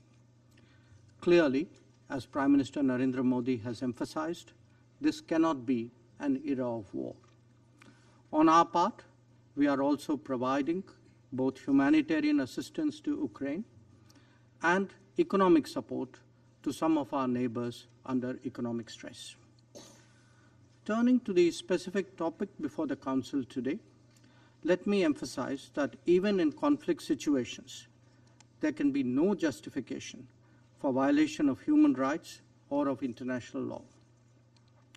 Where any such acts occur, it is imperative that they are investigated in an objective and independent manner. This was the position we took with regard to the killings in Bucha, and this is the position we take even today. The Council will also recall that we had then supported calls for an independent investigation into the Bucha incident. The fight against impunity is critical to the larger pursuit of securing peace and justice. The Security Council must send an unambiguous and unequivocal message on this count. Politics should never, ever provide cover to evade accountability, nor indeed to facilitate impunity. Regrettably, we have seen this of late in this very chamber when it comes to sanctioning of some of the world's most dreaded terrorists. If egregious attacks committed in broad daylight are left unpunished, this Council must reflect on the signals we are sending on impunity.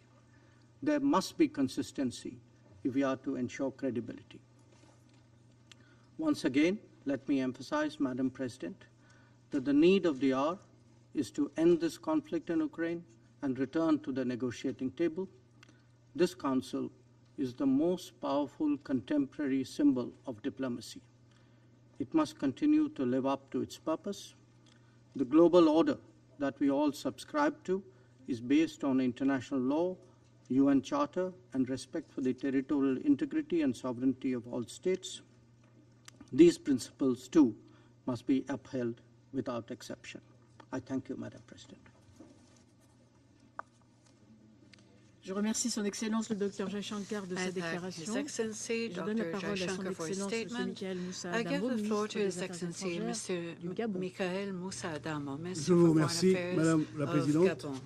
Madame la Présidente, je vous remercie pour l'initiative de cette réunion sur la situation en Ukraine qui intervient parallèlement à la semaine de haut niveau de l'Assemblée générale, placée sous le sceau de la hardiesse des solutions à un moment où le monde se trouve à un tournant décisif. Je remercie le secrétaire général pour l'état des lieux sur la situation en Ukraine, ainsi que le procureur de la Cour pénale internationale, M. Karim pour son exposé. Madame la Présidente, l'humanité perd ses repères chaque fois qu'elle s'enlise dans la belligérance et échoue à protéger les civils des atrocités et de l'horreur. La guerre en Ukraine nous interpelle à plusieurs égards. Elle nous interpelle sur les victimes qui se comptent en milliers, sur les ruines des dévastations et la détresse des victimes meurtries. Elle nous interpelle sur la propagande, la désinformation ou la propension à la réécriture de la réalité. Elle nous interpelle sur la menace nucléaire et ses conséquences potentiellement irréparables.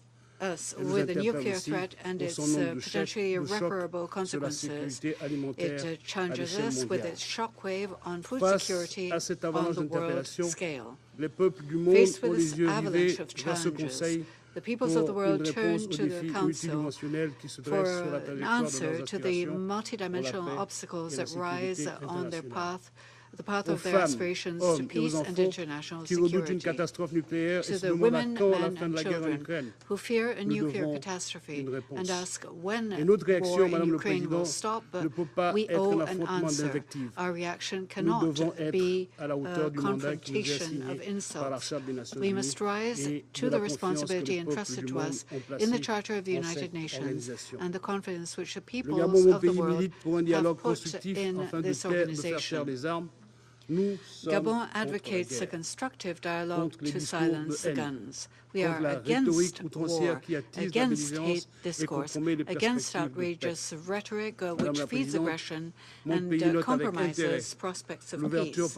Madam President, my country notes with interest that the International Criminal Court has begun investigations into the crimes committed by all parties in the war in Ukraine in order to collect evidence and be able to establish both facts and the responsibilities for the allegations of war crimes and crimes against humanity, both for the allegations of mass killings, forced disappearances and displacement, or deportations. Justice must follow its course in full transparency, impartiality, and independence.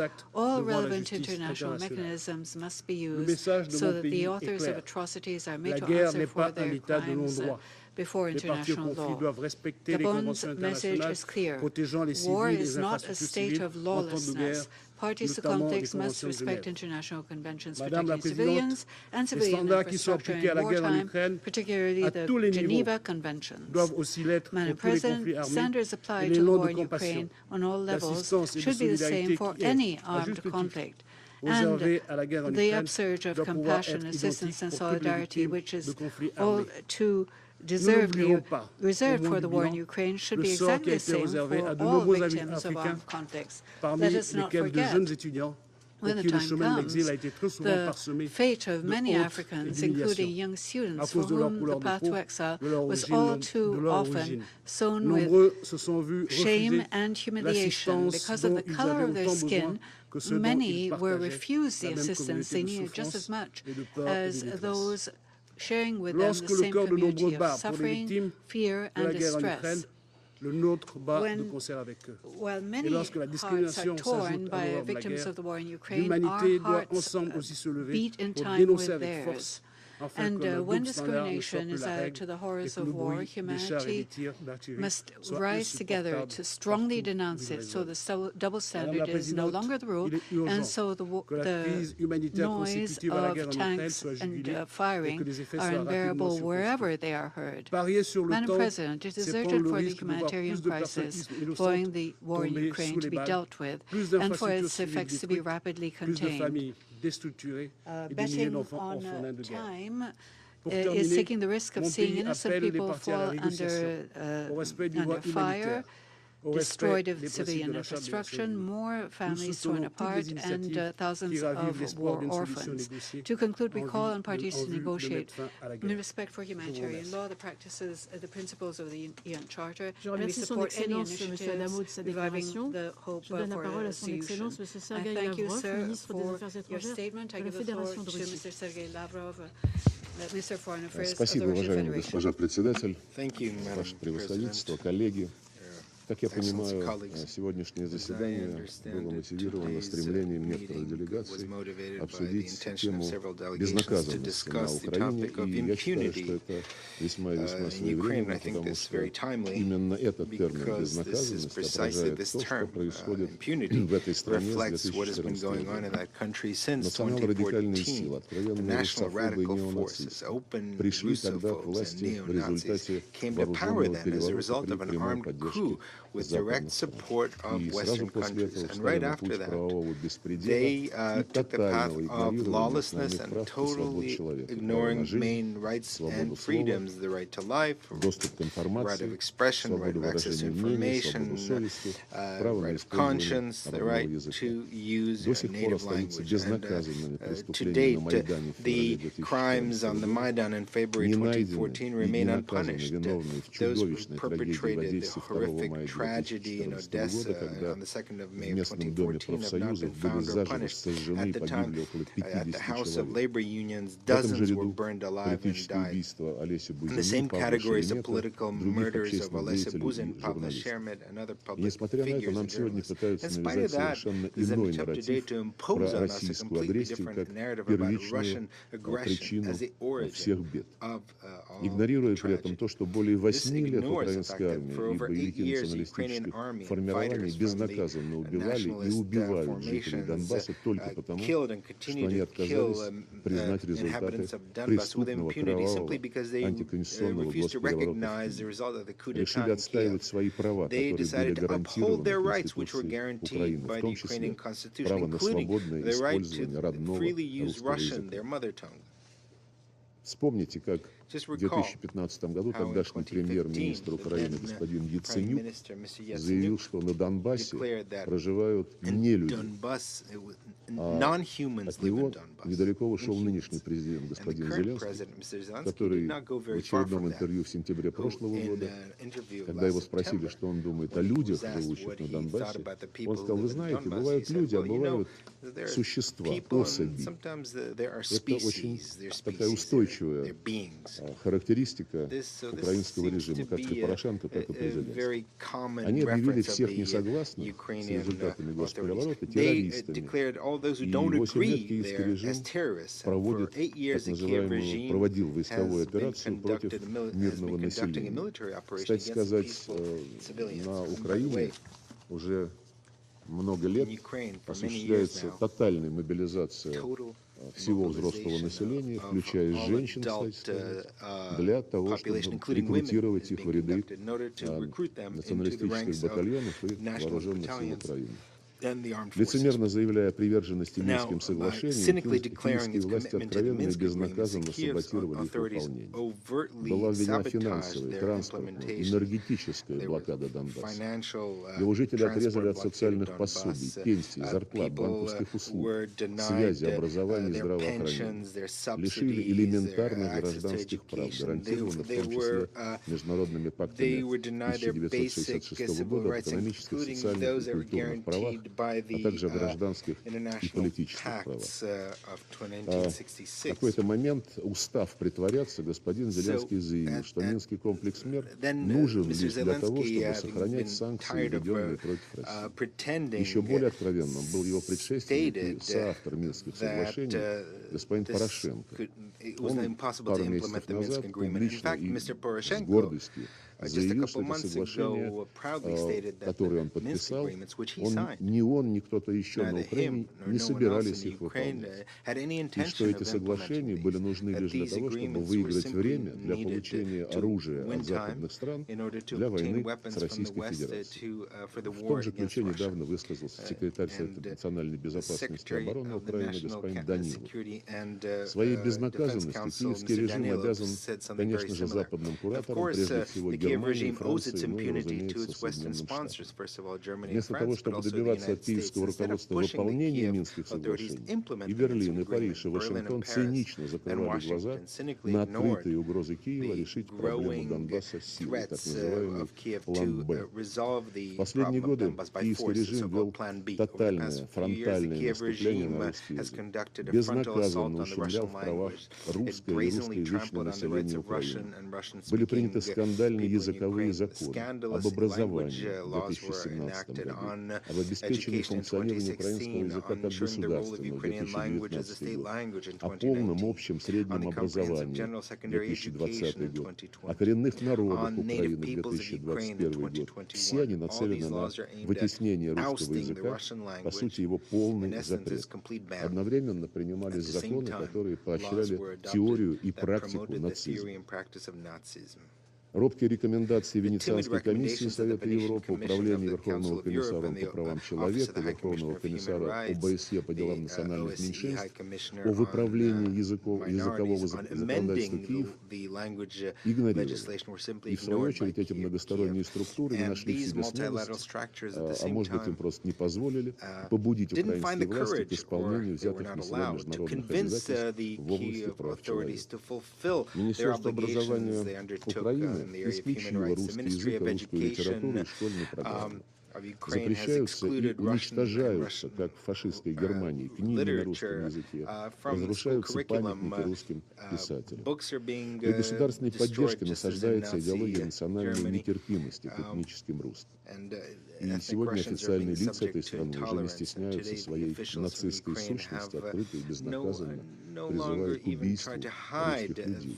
Вот несколько примеров. Посол Украины в Казахстане, господин Врублевский, теперь уже находящийся в Киеве, месяц назад заявил в интервью следующее, цитирую: «Стараемся их, русских, убить как можно больше. Чем больше мы убьем русских сейчас, тем меньше придется убивать нашим детям. Вот и все». Конец цитаты. Кто-нибудь обратил на это внимание? Ранее, минувшей весной, в том же духе высказался мэр Днепра Филатов. Цитирую: «Пришло время холодной ярости. Теперь у нас есть полное моральное право спокойно и с совершенно незамутненным разумом убивать этих нелюдей уже по всему миру неограниченное количество времени и в максимально больших количествах». Конец цитаты. 13 сентября этого года, совсем недавно, господин Данилов заявил, цитирую: «В тех населенных пунктах, куда заходят вооруженные силы Украины, жители будут украинизированы без учета их мнения». Это коснется не только русских людей, но и представителей других национальностей. И если у вас есть желание учиться дополнительно на каких-то других языках, румынских, польских, ивритах, пожалуйста, но не за счет нашего государства. За свой счет можете повышать свое образование. Надо ли говорить, что все эти русофобские выходки остались абсолютно безнаказанными? Тут уже не только о русофобии идет речь. Он высказался о представителях других национальностей, которые проживают на Украине. Ну и, конечно, апофеозом стало интервью господина Зеленского 5 августа прошлого года, который посоветовал всем, кто чувствует себя русским, ради блага их детей и их внуков убираться в Россию. Уезжайте в Россию, сказали. И мне кажется, вот те решения, которые сейчас приняли жители целого ряда областей Украины о проведении референдума, это ответ на его пожелания. Под соусом борьбы с российской агрессией и сепаратизмом на Украине усиливается преследование инакомыслящих. В марте этого года введен запрет на деятельность 11 политических партий под предлогом их связей с Россией. Давно закрыты ведущие оппозиционные телеканалы на русском языке, блокируются неугодные правительству сайты. За попытку дать альтернативный официальному взгляд на положение дел подвергаются гонениям журналистов. В застенках СБУ находится видная украинская общественница Бережная, не раз выступавшая в ООН и ОБСЕ по поводу роста неонацизма на Украине. У нас нет сомнений, что Украина окончательно превратилась в тоталитарное государство нацистского толка, где безнаказанно попираются нормы международного гуманитарного права. Неудивительно, что вооруженные силы Украины и нацбатальоны применяют тактику террористов, используя мирных жителей в качестве живого щита. На этом фоне особенно цинична позиция тех государств, которые накачивают Украину оружием и военной техникой, обучают персонал вооруженных сил этой страны. Цель очевидна. Они ее не скрывают, они ее декларируют. Максимально затянуть боевые действия, несмотря на жертвы и разрушения, для того, чтобы истощить и ослабить Россию. Такая линия означает прямую вовлеченность стран Запада в украинский конфликт, делает их его стороной.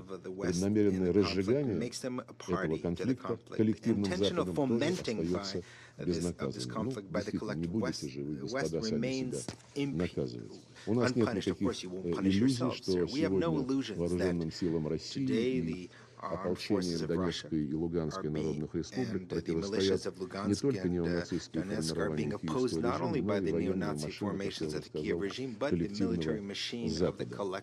И в режиме реального времени с использованием современных систем, самолетов, кораблей, спутников, стратегических беспилотников НАТО снабжает разведданными вооруженные силы Украины и наускивает их на то, что Россия должна быть разгромлена на поле боя, об этом прямо и публично заявляют официальные представители Евросоюза, и лишена в качестве наказания Россия должна быть лишена любого суверенитета. Это уже, знаете, это уже не латентный расизм, а самый что ни на есть откровенный. На фоне массированных обстрелов населенных пунктов Донбасса господин Зеленский радуется эффективности западного оружия. Вот его цитата, свеженькая.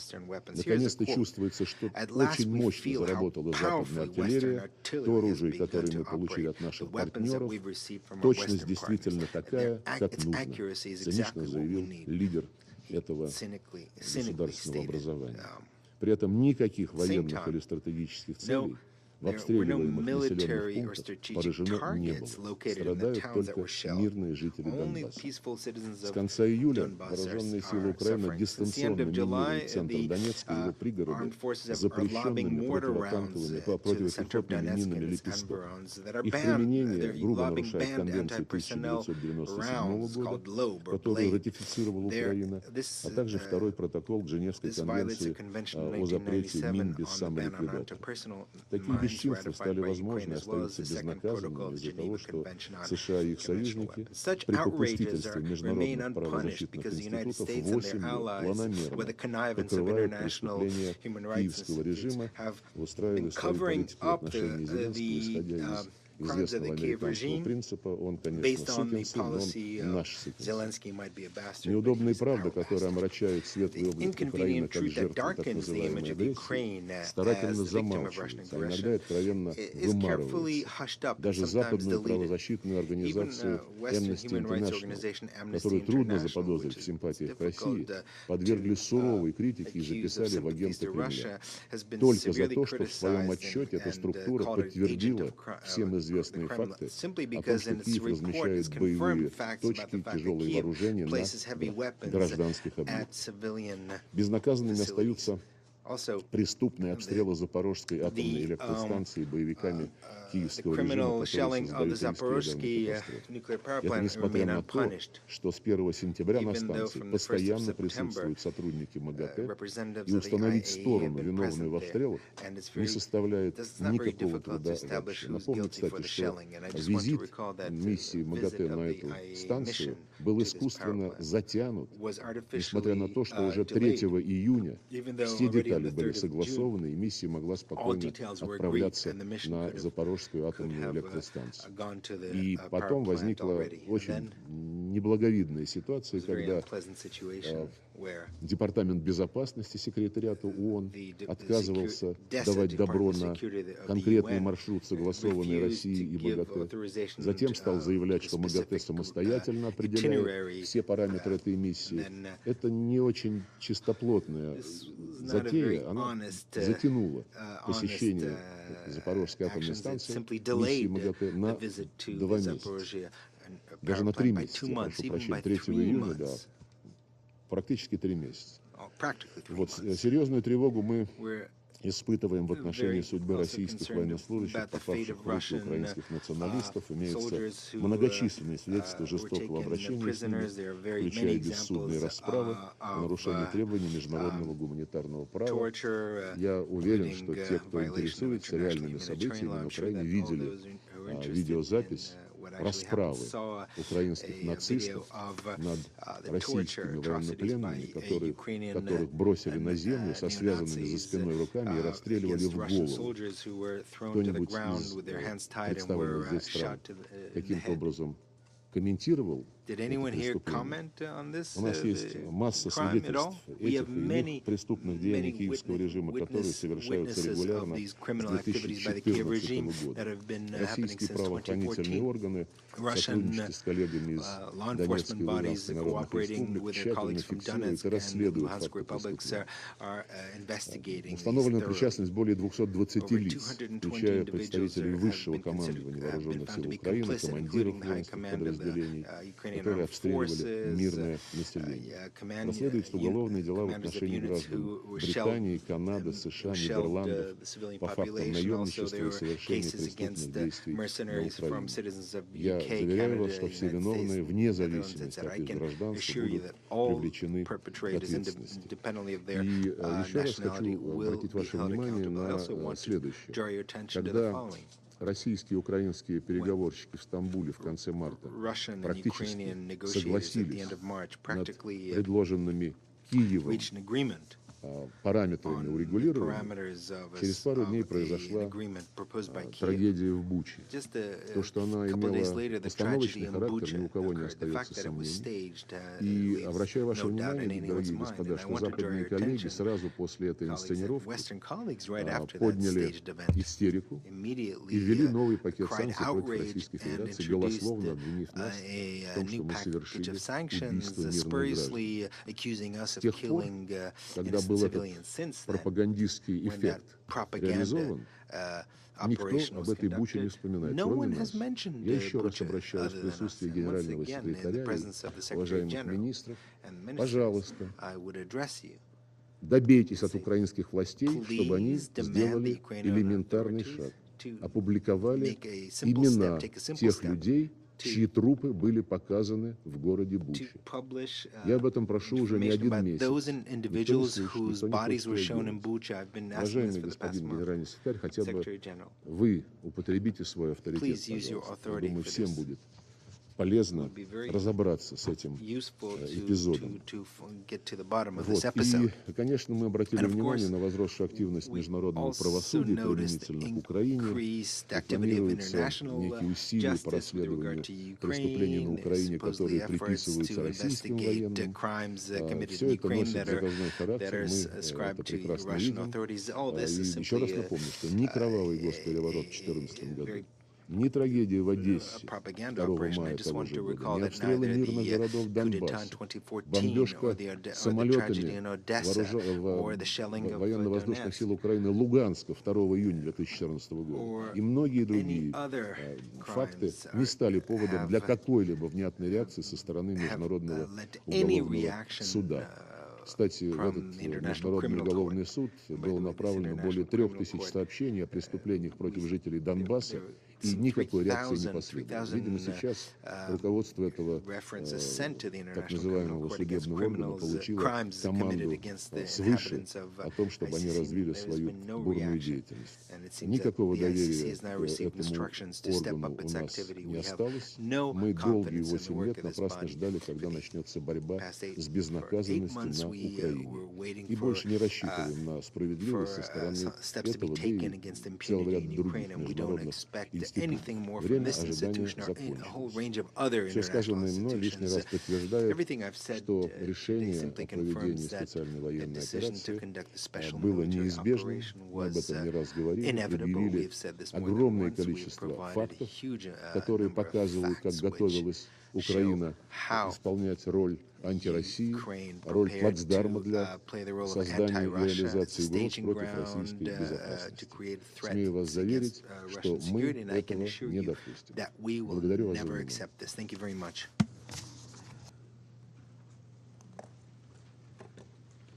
Je remercie son Excellence M. Lavrov de sa déclaration. Je donne la parole à son Excellence M. James Cleverly, ministre des Affaires étrangères du Commonwealth et du Développement du Royaume-Uni de Grande-Bretagne of the United Kingdom of Great Britain and Northern Ireland. Madam President, Mr. Secretary General, Mr. Khan, thank you. 77 years ago, UN members agreed solemn principles in the UN Charter, vital for international peace and security. They undertook to refrain from the threat or the use of force against the territorial integrity or the political independence of any state. Yet, 7 months ago, President Putin invaded Ukraine illegally and without justification. He ignored the resounding pleas for peace that I heard in this Council on the 17th of February. Since then, Ukrainians' spirit of defense and defiance in the protection of their country continues to inspire free peoples and nations. Every day, the devastating consequences of Russia's invasion become more clear. UN agencies have confirmed more than 14,000 civilian casualties so far. And the actual total is likely to be much higher. More than 17 million Ukrainians in humanitarian need, 7 million displaced within Ukraine, and more than 7 million Ukrainian refugees in Europe. We see the mounting evidence of Russian atrocities against civilians, including indiscriminate shelling and targeted attacks on over 200 medical facilities and 40 educational institutions, and horrific acts of sexual violence. We see from the reports of the Office of the High Commissioner for Human Rights that in parts of Ukraine currently under Russian control, civilians are subject to torture, arbitrary detention, and forced deportation to Russia. And we have seen more grisly discoveries in Izium. And it's not just Ukrainians who are the victims. President Putin's war has spread hardship and food insecurity across the globe, plunging millions of the world's most vulnerable into hunger and famine. And once again, as we've seen here today, Russia has sought to deny responsibility. It has tried to lay the blame on those who have rightly imposed sanctions on President Putin's regime in response to his illegal actions. Let us be clear, we are not sanctioning food. It is Russia's actions that are preventing food and fertilizer getting to developing countries. It is Russia's tactics and bombs that are to blame for destroying Ukraine's farms, infrastructure, and delaying its exports. I sat here in February, listening to the Russian representative assuring this Council that Russia had no intention of invading its neighbor. We now know that was a lie. And today, I have listened to further installments of Russia's catalogues of distortions, dishonesty, and disinformation. He has left the chamber. I'm not surprised. I don't think Mr. Lavrov wants to hear the collective condemnation of this council. But we saw through him then, and we saw through him again today. We have information, which means that we know that Russia is about to hold sham referenda on sovereign Ukrainian territory, with no basis in law, under the threat of violence, after mass displacements of people in areas that voted overwhelmingly for Ukrainian independence. We know what Vladimir Putin is doing. He is planning to fabricate the outcome of those referenda. He is planning to use that to annex sovereign Ukrainian territory. And he is planning to use it as a further pretext to escalate his aggression. That is what he plans to do. And we call on all countries to reject this charade and to refuse to recognize any results. We are used to seeing Russian lies and distortions. But let us listen to the testimony of Ukrainians who tell us the truth, who tell us the reality of President Putin's war. Dr. Olena Yuzvak, her husband, Oleg, and their 22-year-old son, Dmitry, were abducted by Russian forces from their home in Hostomel, near Bucha, in March. Russian soldiers shot Oleg twice in the legs before they were all blindfolded and bundled into an armored personnel carrier. And I want you to hear Olena's story in her own words, and I quote, "First, they took us to a bombed-out house. The Russian soldiers kept saying they were going to kill us. My husband was left for hours lying on the floor in the pool of his blood. I don't know why.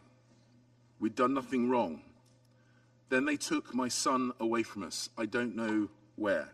I don't know if we'll ever see him again. I just want my boy back." End of quote.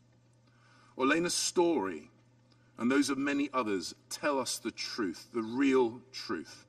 This is a war of annexation, a war of conquest, to which President Putin now wants to send even more of Russia's young men and women, making peace even less likely. Mr. Putin must understand the world is watching and we will not give up. As members of the Security Council, we must unequivocally reject Russia's attempts to annex Ukrainian territory. We must make clear to President Putin that his attack on the Ukrainian people must stop, that there can be no impunity for those perpetrating atrocities, and that he must withdraw from Ukraine and restore regional and global stability. If he chose to, he could stop this war, a war which has done untold damage to the Ukrainian and the Russian peoples. His war is an assault on Ukraine, an assault on the UN Charter, and an assault on the international norms that protect us all. So, we stand with our Ukrainian friends for as long as it takes, because Ukraine's fight for freedom is the world's fight for freedom. It is our fight for freedom. And if Ukraine's sovereignty and territory are not respected, then no country is truly secure. These are the reasons why Ukraine can and must win. Thank you. Je remercie Son Excellence M. Cleverly de sa déclaration. Je donne la parole à Son Excellence Mme Shirley Ayorkor-Botche, ministre des Affaires étrangères et de l'intégration régionale du Ghana. Madam President, Excellencies, let me thank France for organizing this high-level meeting. I would also like to thank Secretary General Antonio Guterres for setting the tone for this meeting with his very clear statement. We welcome also the briefing from Mr. Karim Khan, the prosecutor of the ICC. The world has been united since this Council's referral over Darfur in Resolution 1593, 2005, nearly 2 decades ago, that impunity anywhere poses serious threats to international peace and security, the international legal order, and our multilateral system. We have systematically reinforced our institutions and defined conduct and sanctions to expose, prevent, or punish those acts or behavior that defy the norms we are committed to live by. No state, however powerful, should get a pass. To do so unravels a central tenet of our global civilization. It puts at stake the lives and liberties of those less powerful, wherever they live.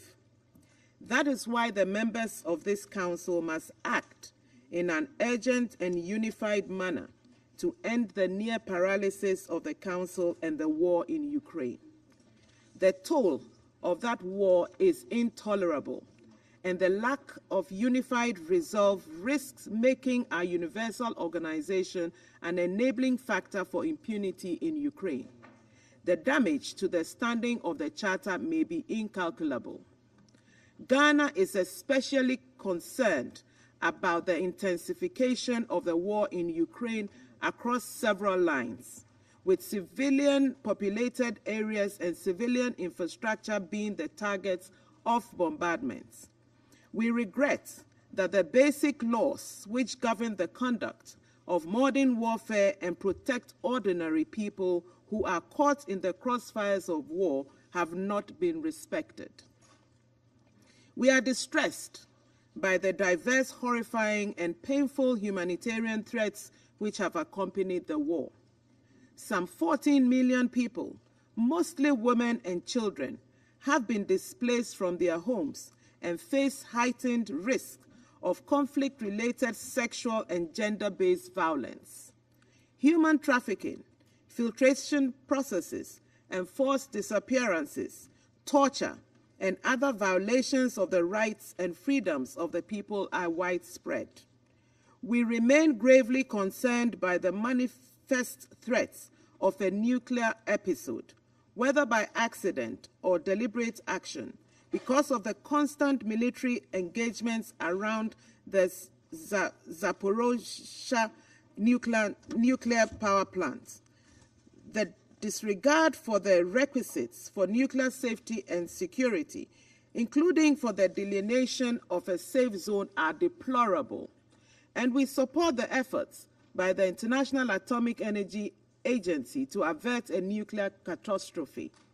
With a rising death toll, civilian casualties, and growing reports of war crimes and other human rights violations, we must uphold our responsibility as a council and send a clear message that perpetrators of atrocities would be held to account. The suffering in Ukraine is abhorrent and should not be dismissed as the mere consequence of war. To do so, we would be endorsing the atrocities and sanctioning impunity. In this regard, we underscore the importance of ensuring accountability for all war crimes committed in Ukraine. Accountability is fundamental to preventing impunity. We must affirm our determination that the litany of atrocious acts that have taken place in Ukraine would be submitted to thorough, transparent, and independent investigations to establish the facts and for the attribution of international crimes to their perpetrators. Ghana remains supportive of international accountability measures, including the various investigative processes being undertaken by the ICC and the Human Rights Council. We believe that in seeking criminal accountability and justice for the victims of the war in Ukraine, the important questions about international remedy and reparation measures, especially for victims of conflict-related sexual abuses, must be addressed. We also express our support for the United Nations early recovery and resilience programs already being undertaken. Madam President, we have expressed several times our principled position against the aggression on Ukraine, which we consider to be a disregard for the rules of international law and the principles of the Charter. Ukraine, as a sovereign state and a member of this organization, has every right, we believe, and indeed a responsibility to defend its territorial integrity and political independence. We recognize the tremendous courage and resilience of the Ukrainian people. Ghana does not and will not recognize any territory that is unilaterally and forcefully required or acquired as dismembered from a sovereign entity. We reiterate the call on the Russian Federation to immediately and unconditionally cease its operations, withdraw its troops from the internationally recognized borders of Ukraine, and respect its neighbors' sovereignty and political independence. The need for a credible pathway for a genuine diplomatic process is urgent. The barrel of the gun does not provide such a pathway. It only leads to needless loss of lives and destruction on both sides.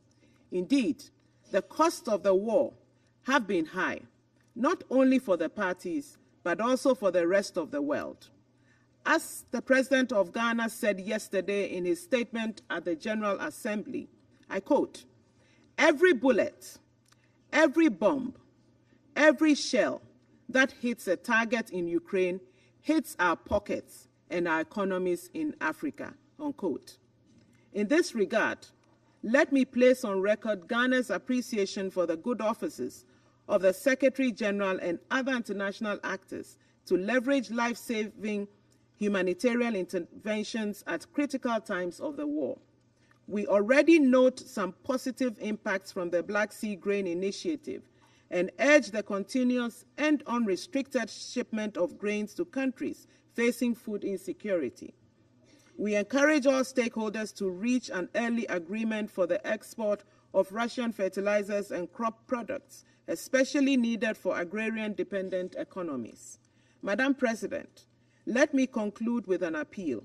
In a week when the eyes of the world are on us and millions around the world look to the United Nations for leadership and hope, we must send a strong message that impunity will not be tolerated, that we need to act through concerted diplomacy to end the war in Ukraine. I thank you. Je remercie Son Excellence Madame Bocce de sa déclaration. Je donne la parole à Son Excellence Monsieur Carlos Alberto Franco França, ministre des Affaires étrangères du Brésil. Madame la Présidente, je remercie la France d'avoir organisé la présente séance. The conflict in Ukraine affects us all, even in regions far from where hostilities are taking place. The Security Council is the appropriate forum to seek a solution that ensures lasting peace. This week marks 7 months since the start of the conflict. Tens of thousands of people, many of them innocent civilians, lost their lives. There are millions of refugees and internally displaced persons whose return to their homes remains uncertain and who, with the approach of winter, are faced with the prospect of a worsening humanitarian crisis.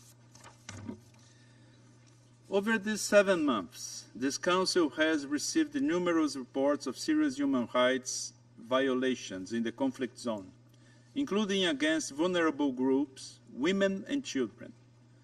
Brazil condemns the abuses and defends an impartial investigation of the facts, so that those responsible are held accountable for their actions.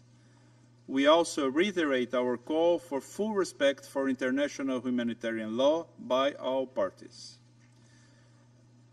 Madame la Présidente, we have an urgent task before us to engage the parties in dialogue in order to secure an immediate ceasefire and the opening of negotiations for a peace agreement.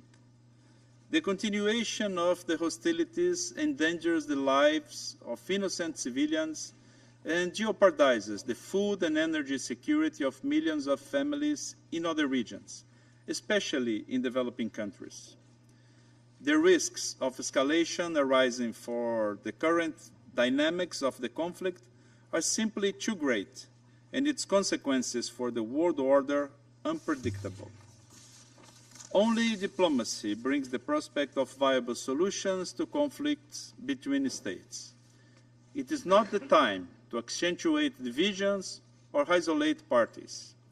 The priority of this Council must be to create conditions for the parties to engage in negotiations for a peaceful solution to the conflict. Thank you.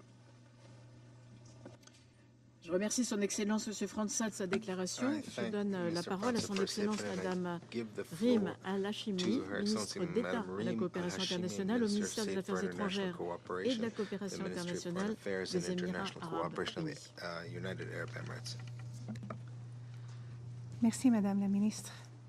السيدة الرئيسة بداية أتقدم لكم بوافر الشكر على عقد هذا الاجتماع الهام، والشكر موصول أيضا لمعالي الأمين العام للأمم المتحدة السيد أنطونيو غوتيريس، ولمعالي السيد كريم خان المدعي العام في المحكمة الجنائية الدولية على إحاطتهما القيمتين. لا شك أن اندلاع الحرب في أوكرانيا كان له أصداء مختلفة في المجتمع الدولي، فالبعض استشعر أنها تنذر بشلل في منظومة العمل متعدد الأطراف، وتخوف آخر من كونها بعث جديد لمخاطر وجودية ظنها اندثرت، وأخيراً هنالك من يرى خلفها عودة للقطبية التاريخية وتداعياتها الدولية، وما كان لذاك التنوع في الرؤى إلا أن ينعكس في مواقف الدول، والتي تضمنت تبايناً حول كيفية معالجة الأزمة، والذي تجسد مراراً في مداولات هذا المجلس وهذه المنظمة. وبالرغم مما تحتويه من فروقات واضحة، إلا أن مواقف الدول تضمنت أيضاً إجماعاً راجحاً حول مرجعية القانون الدولي وضرورة احترامه، يعود لكونه الفيصل بين ازدهار الحضارة وانعدامها في النظام العالمي، حيث سن القانون الدولي كما يعبر ميثاق الأمم المتحدة ضوابط لتعاملات الدول وممارساتها المبنية على مبادئ السيادة والاستقلال وحسن الجوار ووحدة وسلامة الأرض، والتي شكلت روافد لأمن الدول وإنمائها، ولا تمتثل في ذلك لتفاوت القوة أو الحجم. السيد الرئيس، لن تحيد الإمارات العربية المتحدة عن دعوتها الصريحة ومناشدتها الثابتة لكافة أطراف هذه الحرب بالالتزام بالقانون الدولي، وبشكل خاص القانون الدولي الإنساني، واحترام حدوده والعمل بمقتضياته. وفي هذا الصدد إن مفاد التقارير عن خروقات يومية لهذا القانون مدعاة لقلقنا البالغ حول ما آلت الحرب على المدنيين بالذات. ونشير هنا إلى وضع النساء والأطفال المهجرين منهم على وجه الخصوص، والذي تورد التقارير باستمرار تعرضهم للعنف الجنسي والاستغلال من قبل عصابات الجريمة المنظمة بما في ذلك الإتجار بالبشر. وجميعنا يعلم كيف أن للحروب والنزاعات المسلحة وقع أكثر عنفاً وشدة على النساء والفتيات. لذلك فإننا نرحب بكافة الجهود القائمة بما في ذلك من قبل مؤسسات الأمم المتحدة to respond to the humanitarian situation while taking into account the unique impacts of the war on women and girls. While the immediate imperative is a cessation of hostilities, peace remains our ultimate goal, and its sustainability requires comprehensive reconciliation predicated on accountability and justice for the war's victims. We also reiterate that the full, equal, and meaningful participation of women in conflict resolution and peace building is crucial, not only to reflect their distinct experience of war, but also their centrality to building peace. Madam President, the UAE remains steadfast in its approach, urging dialogue, de-escalation, and encouraging cooperation and consensus building to ensure stability in and among states. We are also reminded here of a long-standing observation: repeated deviations from the law without consequence normalize the practice and create a race to the bottom. أكرر نداء بلادي إلى الطرفين وجميع الجهات الفاعلة بالسعي لحل سلمي ينهي هذه الحرب من خلال حوار جامع بناء، والذي يتطلب ترك قنوات الاتصال مفتوحة وطريق العودة مشرعة إبقاء لأفق الحل الدبلوماسي. وكما هو جلي أمامنا، فإن العالم بمختلف مكوناته قلق من تبعات هذه الحرب، بما في ذلك على النظام الدولي وأمن الغذاء والطاقة ومخاطر تعاظم هذه المواجهة.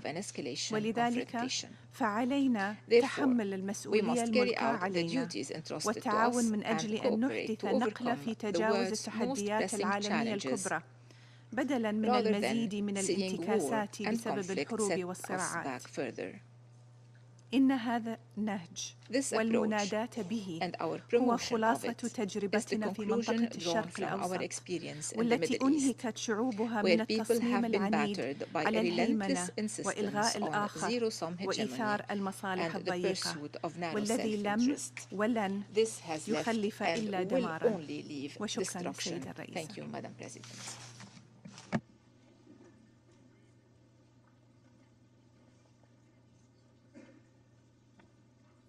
Je remercie Madame Al-Chimi de sa déclaration. Je donne la parole à son Excellence Monsieur Georges Orina, directeur général au ministère des Affaires étrangères du Kenya.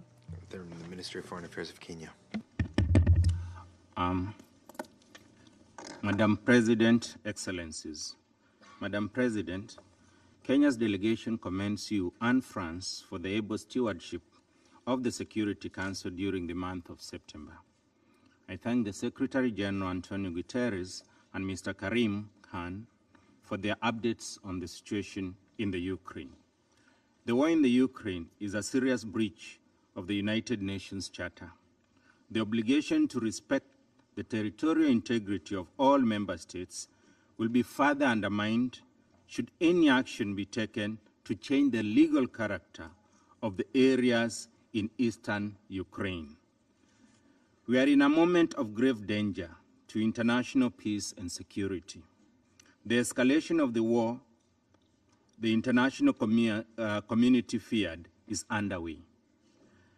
There are now clear threats being issued about the potential deployment of weapons of mass destruction in the conflict. On the battlefield, civilians are being issued about the potential deployment of weapons of mass destruction in the conflict.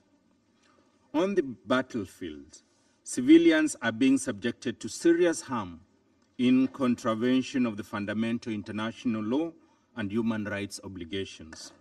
It is a priority of the utmost urgency that national authorities subject their soldiers to severe disciplinary action for any abuses, especially on civilians and captured combatants. Military commanders should surrender those suspected for such atrocities to the relevant authorities for prosecution. All the parties, including those making allegations of human rights abuses, or all those against whom the allegations are made, should agree to prompt independent and impartial investigations. Even as we justly condemn and call for accountability of war-related violations, we know that the truest protection of civilians is to stop the war. In this regard, Kenya calls for an immediate cessation of hostilities. Active hostilities should be replaced by a mediated agreement that secures the sovereignty and territorial integrity of Ukraine while addressing the security concerns of all parties and regional stakeholders. Madam President, the situation in Ukraine is highlighting the need for serious reforms of the United Nations Security Council. His Excellency Dr. William Ruto, President of the Republic of Kenya, in his speech yesterday at the General Assembly, called for the democratization of the Security Council if its damaged legitimacy is not to be totally destroyed. Our President made the clarion call that it was time that the Council more powerfully heeded the voice and place of Africa through reform of its membership. He welcomed President Joe Biden's announcement calling for the permanent and non-permanent membership of the Council to be expanded. If there is a major result the world needs from Ukraine, beyond peace and security for the people of Ukraine, it is for such an announcement to lead to real change. The farmers, villagers, pastoralists, fishfolk, traders and workers of Africa need their livelihoods protected from the climate crisis.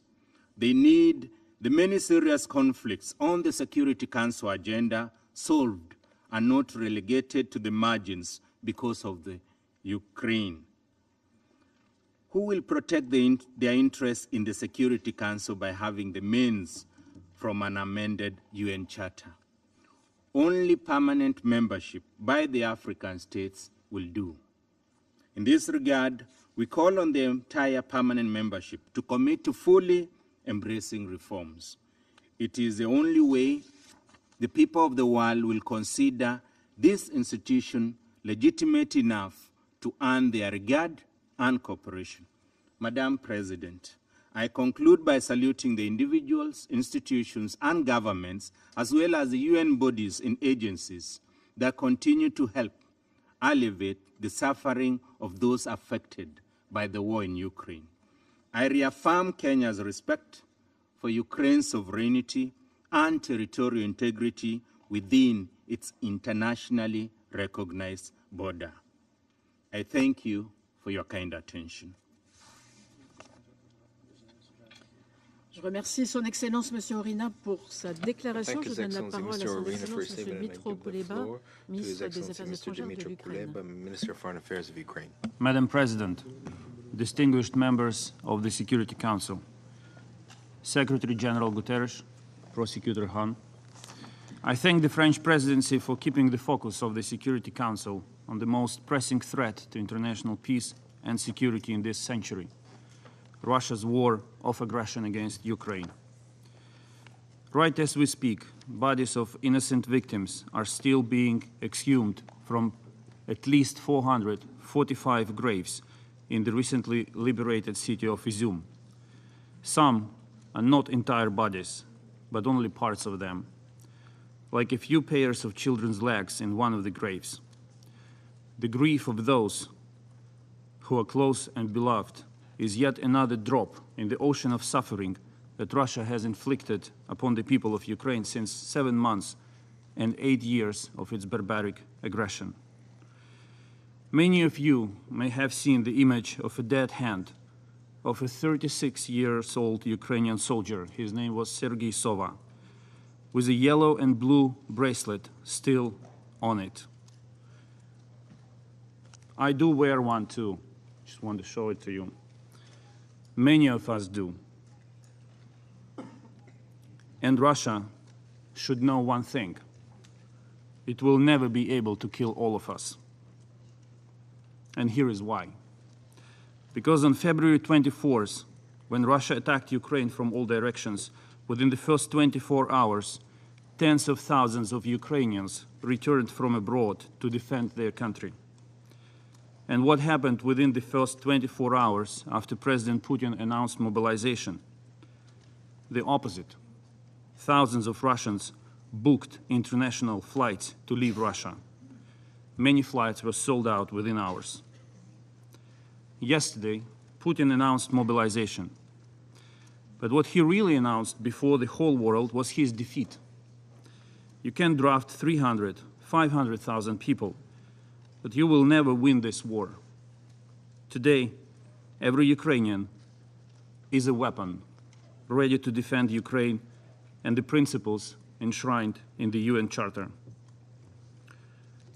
Russia will fail and will bear full responsibility for the crime of aggression and consequent war crimes, crimes against humanity and genocide. Yesterday, President Zelensky made it clear in his address that Russian responsibility is a key element to international peace and security. Ukrainian law enforcement, together with partners at the International Criminal Court and countries who support both Ukraine and the ICC, work collectively to collect evidence of Russian crimes and hold perpetrators to account. We trust in the International Criminal Court. Justice will be served. We owe it not only to thousands of victims, but to future generations in Ukraine and beyond. There will be no peace without justice.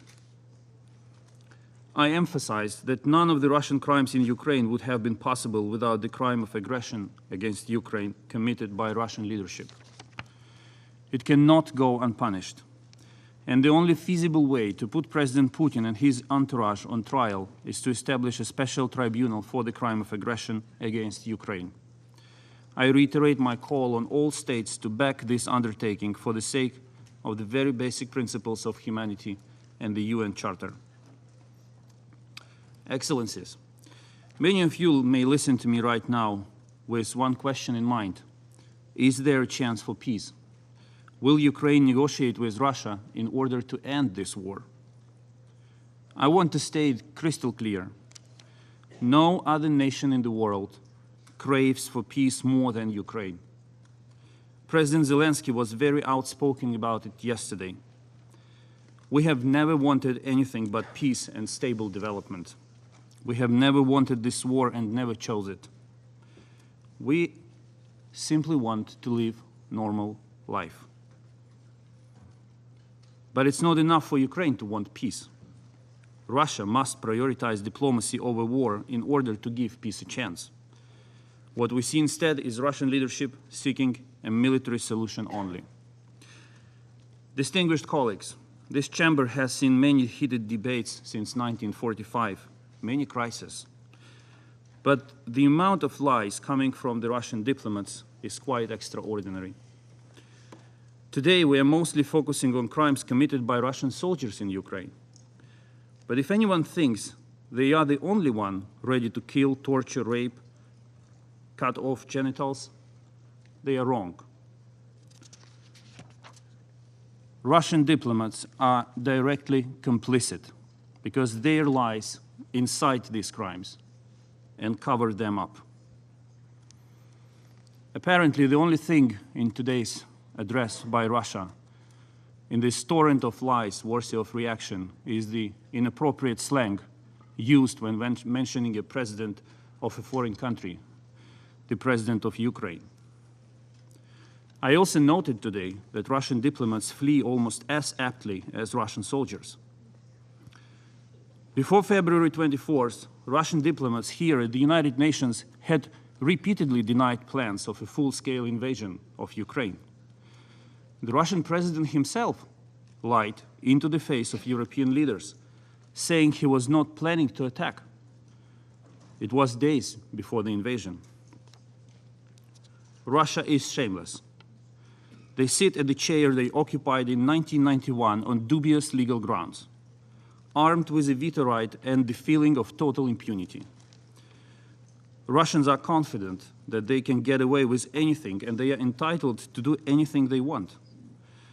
They think this seat allows them to violate borders in a 19th century style imperialist conquest.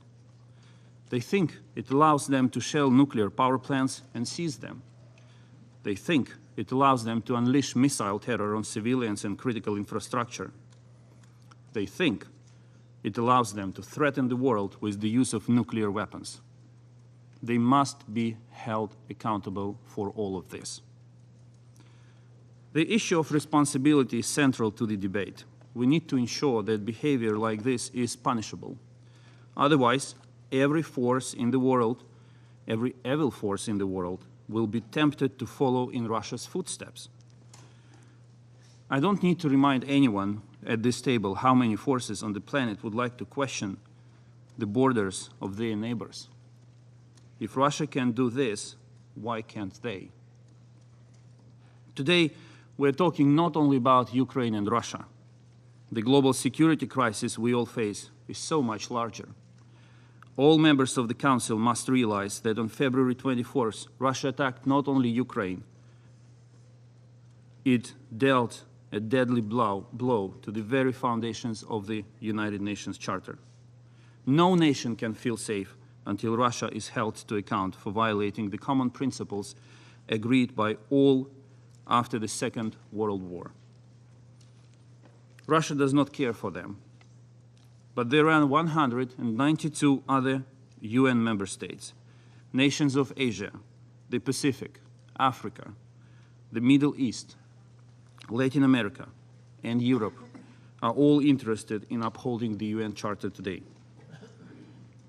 And Ukraine is fighting to defend principles of this Charter, especially the principle of territorial integrity. Madam President, Russia's war of aggression has plunged the world into a multifaceted crisis. The consequences of this crime are felt far beyond Ukraine. Once Russian warships blocked Ukrainian seaports, it became clear that Ukrainian agricultural exports are vital to global food security. Russia has demonstrated that it is ready to put millions of people across Asia, Africa, and the Middle East at the risk of hunger simply to achieve its imperialistic goals. I take this opportunity to thank UN Secretary General Antonio Guterres and Turkey for facilitating the Black Sea Grain Initiative that allowed Ukraine to resume maritime grain exports this summer. Putin recently lied when he said that most of the grain has been sent to European countries. In fact, 2/3 of the grain we shipped went to consumers in Africa, the Middle East, and Asia. The resumption of Ukrainian exports has tamed food prices and allowed to ease the acute food insecurity, especially for those most vulnerable. Today, the Black Sea Grain Initiative is under threat. Russian officials are questioning the effectiveness of the corridor and might prepare to block the extension of the initiative once the agreed 120 days are over in November. We must not allow Russia to resume its hunger games with the world. I therefore urge all nations, especially those depending on Ukrainian food exports, to put maximum public and diplomatic pressure on Moscow, demanding to keep the Black Sea Grain Corridor functioning in November and beyond. We need to protect the vital grain initiative together. Ukraine remains a global food security guarantor. Despite our own dire situation, we decided to provide humanitarian aid to Ethiopia and Somalia, sending them an additional amount of our grains. Ukraine is interested in increasing maritime export volumes, both under the UN Food Programme and on market conditions. While hitting peaceful Ukrainian cities with missiles, Russia uses food and energy as weapons against the rest of the world. Putin sends tanks into Ukraine to kill Ukrainians, while stealing the well-being and stability from every European household with energy blackmail and playing hunger games with Asian, African, Middle Eastern families by threatening the functioning of the grain corridor. We are in the same boat, all of us, Europeans, Asians, Africans, Arab nations, Latin American states. We are in the same boat, and we must confront these threats together. There is no place for neutrality. I said back in February here at the United Nations that no nation will be able to sit out this crisis. created by Russia. It still stands. The best reaction to this crisis: stand with Ukraine to protect the UN Charter.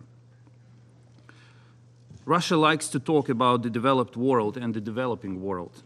They try to drive a wedge between ones and the others. We in Ukraine do not differentiate. All people deserve a normal life, safety, stability, and confidence. But we must stay united to stop Russia's blackmail and the war on humanity it launched. Dear colleagues, the most important pillar of international peace and security is the territorial integrity of states. No country is allowed to change internationally recognized borders by force. Russia has badly damaged this principle, and now the threat of war is hanging over everyone's head. To restore international peace and security, we need urgent and decisive action. Yesterday, President Zelensky proposed a peace formula which includes not only accountability, but a mechanism of security guarantees based on Article 51 of the UN Charter.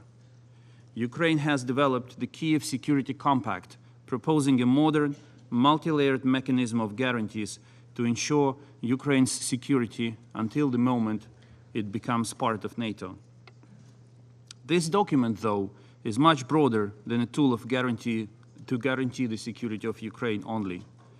We see it as a universal mechanism that can be considered and applied to other countries and contexts in order to strengthen regional and global security architecture. Ukraine keeps working with partners to realize the vision of the Kyiv Security Compact.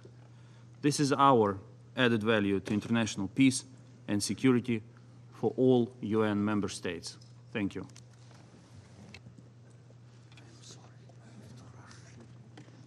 Je remercie son Excellence M. Kuleba de sa déclaration. Je donne la parole à son Excellence M. Jan Lipavsky, ministre des Affaires étrangères de la Tchéquie.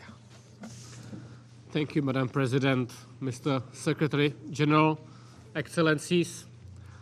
Let me thank the French Presidency for the opportunity to participate in this important meeting. The Czech Republic now holds the Rotating EU Presidency. The EU is a core promoter of values and principles of the UN Charter. Czechia hosts the highest number of Ukrainian refugees per capita, over 400,000 in 10 million country. Russia's colonial, unprovoked and illegal war of aggression against Ukraine sent this massive wave of the most vulnerable population abroad. Russian aggression is perhaps the most dangerous challenge to global peace in recent decades. Today, it is about Ukraine. Tomorrow, it may be another country. In August 1968, it was Czechoslovakia, invaded by Moscow-led troops, a crackdown on the so-called Prague Spring, a violent interference in another country's peaceful life, turning my country into an occupied colony. We are hearing about the hastily organized sham referendums in part of Ukraine. Russia cannot trick the international community and steal again another state's territory. Russia's aggressive colonial policy and imperial desires must be rejected for good. Ukraine refused the slavery and bravely fights for a multilateral world where rules protect peace. We are horrified by the atrocities committed by Russian troops in Mariupol, Bucha, Irpin, Izium, and elsewhere, and extremely concerned by the reports on the so-called filtration camps run by Russia in Ukraine. Hundreds of thousands of Ukrainian citizens have been deported to Russia, including children. There are testimonies of sexual and gender-based crimes used as a method of warfare. All must be investigated and perpetrators must be held accountable. We applaud the Secretary General for launching the UN fact-finding mission on events in Olenivka. More than 40 states, including Czechia, referred the situation in Ukraine to the ICC, which opened its investigation into the situation in Ukraine already in March. We strongly support the ICC, including by seconding a public prosecutor and by voluntary contributions. And we call for establishment of a special international tribunal to prosecute the crime of aggression committed by Russia. Czech law enforcement agencies have launched criminal investigation of certain crimes based on the principle of universal jurisdiction. The Security Council members bear global responsibility for peace and respect to international law. Please act. We need peace in Ukraine. We need to restore respect for the UN Charter and international law. We need to ensure justice for victims and to stop impunity of the perpetrators. Thank you very much. Je remercie son Excellence M. Lipavsky de sa déclaration. Je donne la parole à son Excellence Mme Annalena Baerbock, ministre fédérale des Affaires étrangères de l'Allemagne.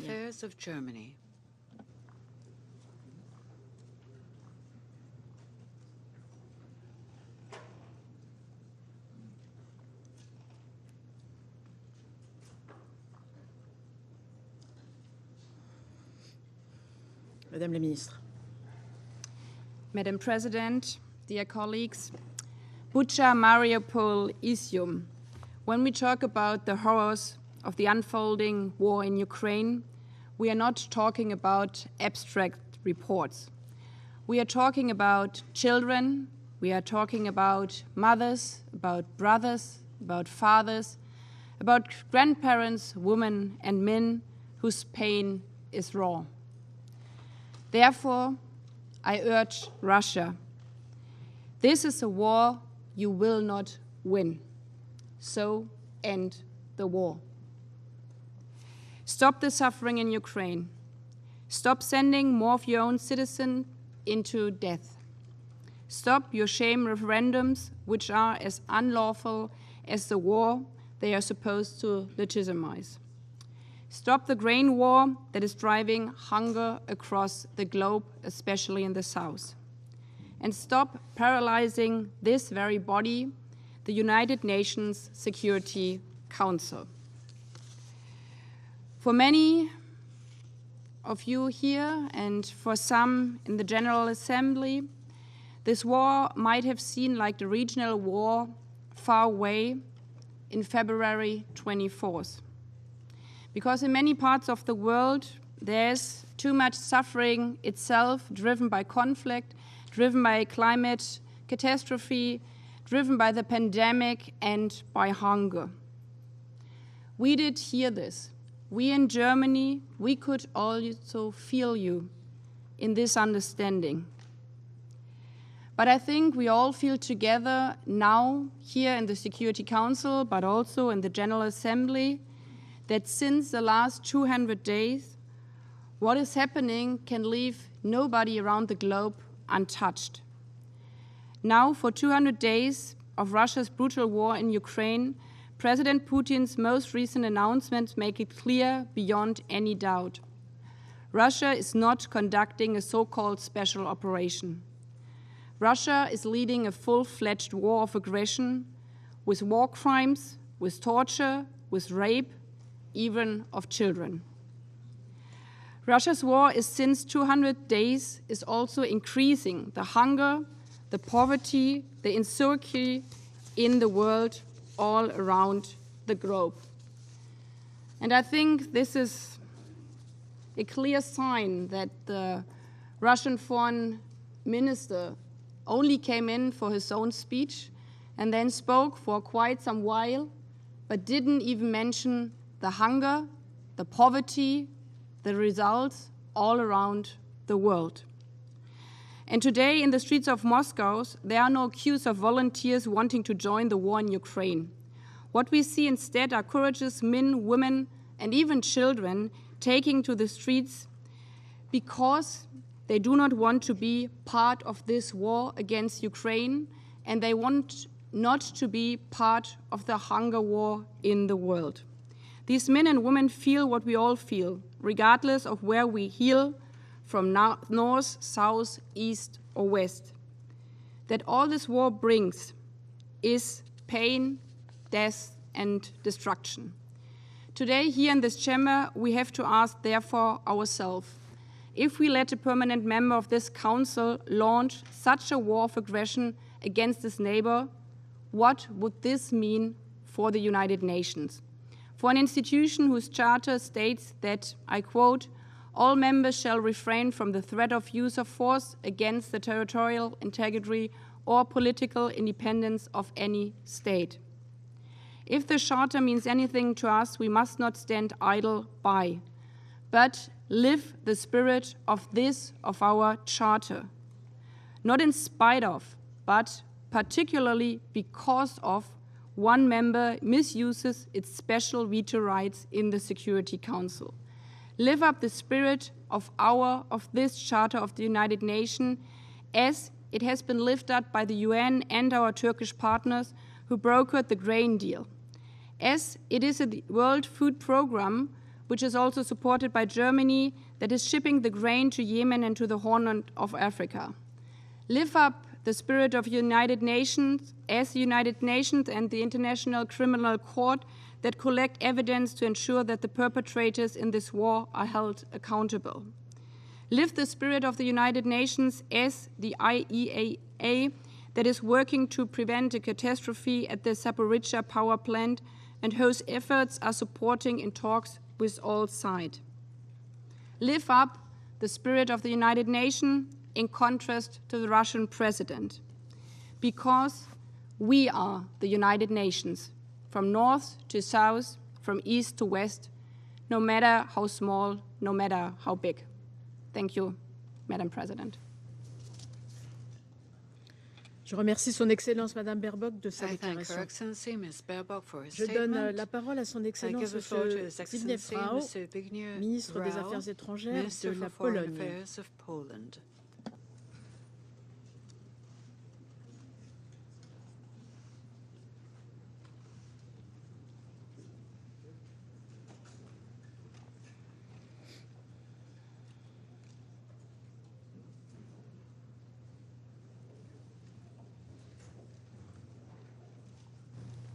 Monsieur le ministre. Thank you, Madam President. Dear ministers, the main reason behind today's meeting is Russia's decision to attack its neighbor, a fellow member state of the United Nations. Russia, despite being a permanent member of the Security Council, whose responsibility for international peace and security should be even greater, decided to breach the most fundamental principles of our world order. The invasion has shown a total disrespect and disregard for international humanitarian law and human rights law.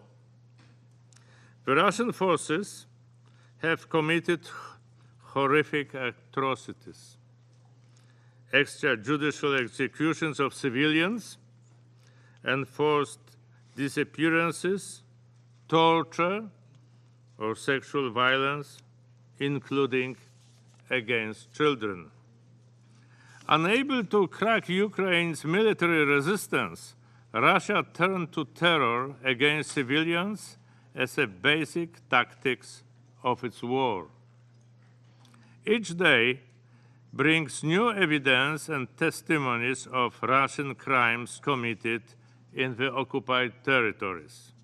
We are shocked by the discovery of chambers of torture and mass graves containing bodies showing signs of torture and brutality in newly liberated Izium. With new reports coming, Izium may become another symbol of Russia's barbaric methods. Against this dire background, Poland continues to advocate for full accountability for all the violations and compensation for the inflicted damage. We support the investigations by Ukrainian prosecutors, as investigations initiated by other states. We have been closely cooperating with the International Criminal Court Prosecutor's Office.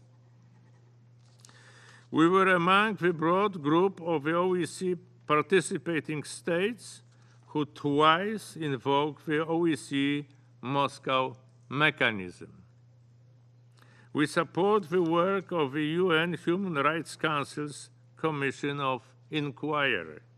Also, we have opened a domestic criminal investigation into Russia's war of aggression. This is a crime penalized under Polish law.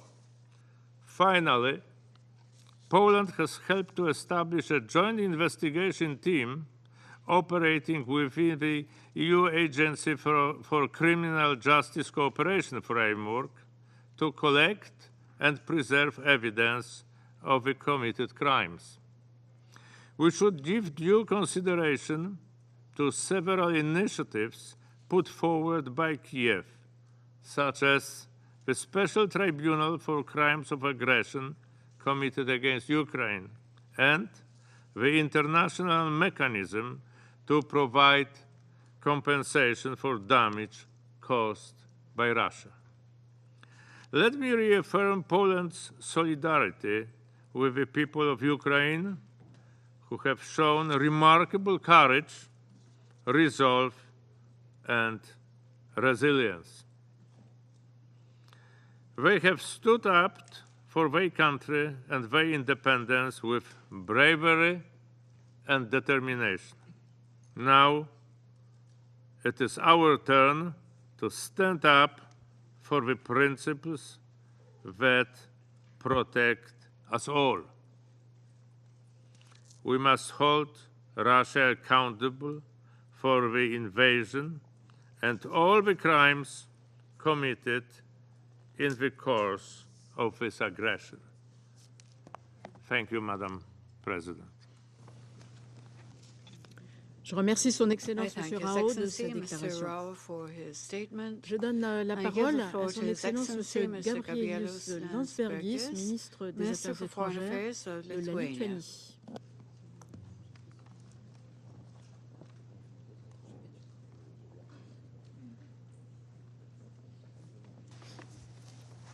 Monsieur le ministre. Madam President, I have the statement on behalf of the Baltic states, Estonia, Latvia, and Lithuania. The major reason we meet today is that the permanent member of the Security Council, Russia, is openly threatening security and the rules-based global order, the very cause this council was created for. Just a year ago, Russia was sowing lies and distrust. Now it is sowing chaos and death. Day by day, Russia defies the principles of the United Nations and has already become a synonym of brutality, state-run terrorism, and genocide. At this very moment, the international community cannot and should not turn away. Yesterday, we all woke up to one more Putin's attempt to escalate aggression. By announcing mobilization, he now has waged the war against his own people, against the people who meant to be the future of the country, but are now turned into the weapons of colonial past. Sowing fear, blackmailing, manipulating are the very few weapons he has left with. Sowing scare is his only tactics. But we shall fear not. We shall meet Putin's desperate sable rattling with calm and resolve. Condemnation alone will not end these crimes. It is imperative that the international organizations use all of their resources to bring Russia's atrocities to the public light and on the charge sheets of international justice. It is our duty to bring Putin to justice. The special tribunal to address the crime of Russia's aggression against Ukraine must be established. Thus, if international organizations will stand up for justice half as strong as Ukraine stands for the universal values, peace will prevail and justice will prevail. Madam President, Russia's war against Ukraine has far-reaching consequences beyond Europe. Ukraine is one of the major exporters of wheat, corn, and sunflower oil. Thus, we shall make it very clear the shortage of food is due to Russia's aggression against Ukraine and due to the blockade of the Ukrainian ports, and not because of internationally imposed sanctions. And as if the charge sheet was not full enough, the Moscow regime has now pressed the button of nuclear threats, knowing that we all know that the consequences of the disaster in Zaporizhia may be potentially worse than Chernobyl or Fukushima. But we shall fear not. We shall use all the power of international community to demand from Russia the unconditional withdrawal of its military from Zaporizhia. Madam President, when we say Ukraine, we mean true courage and unbeatable resilience. Ukraine fights for every principle the UN stands for. Ukraine fights for every one of us. Therefore, Madam President, I call on this Council, do not fear to act, fear of your doubt and indifference. I call on every state, we still have a chance to preserve peace and security by taking right decisions to defend the rules-based international order. I call on the entire international community. Accountability matters, and justice cannot be escaped. This is the momentum when we have the chance to decide in what world we want to wake up tomorrow. And just before I go, I want to remind that it's not just only Russia that shall be held accountable. The regime of Belarus shall be on the charge sheet too. Slava Ukraini. I thank you. Je remercie son Excellence M. Landsbergis de sa déclaration. Je donne la parole à son Excellence M. Vladimir Makey, ministre des Affaires étrangères du Bélarus.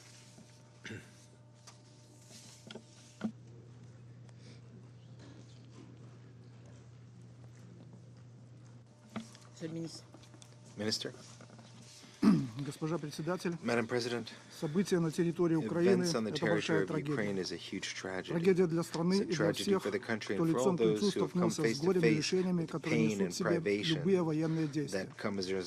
Беларусь в силу своего исторического прошлого не понаслышке знает цену войны для народа, пережившего геноцид и лишившись 1/3 своего населения в годы Великой Отечественной войны. Сегодня конфликт разворачивается у наших границ, у наших соседей. Мы твердо убеждены, что только дипломатическим путем, с помощью переговоров, на основе уважения и взаимопонимания, возможно урегулировать любой конфликт, в том числе и этот. События в Украине не возникли внезапно, а стали следствием системного игнорирования рисков безопасности со стороны западных стран в регионе и отказом учитывать интересы и озабоченности вовлеченных государств. Предпосылки к этому формировались в течение многих лет. Более того, массированное санкционное давление со стороны Запада привело к побочным эффектам, которые в нашем регионе неизбежно затронули сферу безопасности. Смею обоснованно утверждать, что санкции существенно сузили, в частности для Беларуси, поле для маневра в региональной безопасности. Беларусь постоянно и настойчиво предупреждала об опасной эскалации военно-политической ситуации в нашем регионе, деградации создававшейся десятилетиями системы международной безопасности, обесцениванию международных договоров и соглашений. К сожалению, к нам не прислушались. Трагический результат этой высокомерной позиции мы видим сегодня в Украине. Мы всегда повторяли, нельзя обеспечить безопасность одного государства за счет подавления безопасности другого. Никто не воспринимал это серьезно. Теперь мы пожинаем плоды. Беларусь сделала и продолжает делать все возможное для содействия реализации шагов, направленных на прекращение конфликта и укрепление региональной и международной безопасности. Приведу лишь некоторые факты. В 2014-2015 годах Беларусь предоставила площадку для переговоров и достижения соглашений Минск-1 и Минск-2 по урегулированию конфликта в Украине. И как бы кто ни пытался ерничать на сей счет, как бы кто ни пытался отрицать это, но соглашения тогда снизили уровень военного противостояния в разы на тот момент. В 2014-2019 годах мы обеспечили проведение в Минске более 120 заседаний трехсторонней контактной группы по урегулированию ситуации на востоке Украины. Мы участвовали в диалоге со всеми заинтересованными странами, включая наших европейских партнеров, предлагали конкретные шаги по поддержанию мира и безопасности. В этом зале, наверное, никто не знает об этом, но в 2014 году, когда возник Майдан в Украине, тогдашний премьер-министр Польши позвонил опальному в лице Европы президенту Лукашенко и попросил его совета, что можно сделать для того, чтобы в Украине прекратить нагнетание напряженности. Президент Лукашенко направил тогда министра иностранных дел в Варшаву, вашего покорного слугу, с конкретными предложениями, которые были выслушаны с интересом. Было сказано, что я посоветуюсь с канцлером Меркель и президентом Олландом, и мы свяжемся с вами. К сожалению, после этого ответа не последовало. Видимо, не хватило смелости работать с Беларусью, которая тогда находилась под санкциями. В этом году на территории Беларуси прошли 3 раунда российско-украинских мирных переговоров, в ходе которых все участники, и украинские, и российские, однозначно заявили о конкретных позитивных перспективах в плане урегулирования конфликта. К сожалению, через некоторое время этот позитивный процесс был прекращен. С началом конфликта мы предлагали нашим украинским коллегам установить прямой контакт с российской стороной. Были готовы оказать этому необходимое содействие. Однако наше предложение было проигнорировано. Не знаю почему, но еще задолго до специальной военной операции, которая была начата Россией, еще в декабре 2021 года официальные украинские лица объявили Беларусь враждебной страной. Это при том, что мы соседи, что мы хорошо торговали, и никогда у нас не было никаких проблем. С конца марта 2022 года Беларусь ввела безвизовый режим для украинцев и всех иностранных граждан, спасающихся от боевых действий Украины. Им предоставлялась необходимая помощь, в том числе гуманитарная, сразу после их прибытия в Беларусь. С февраля 2022 года Беларусь приняла более 50 тысяч граждан Украины.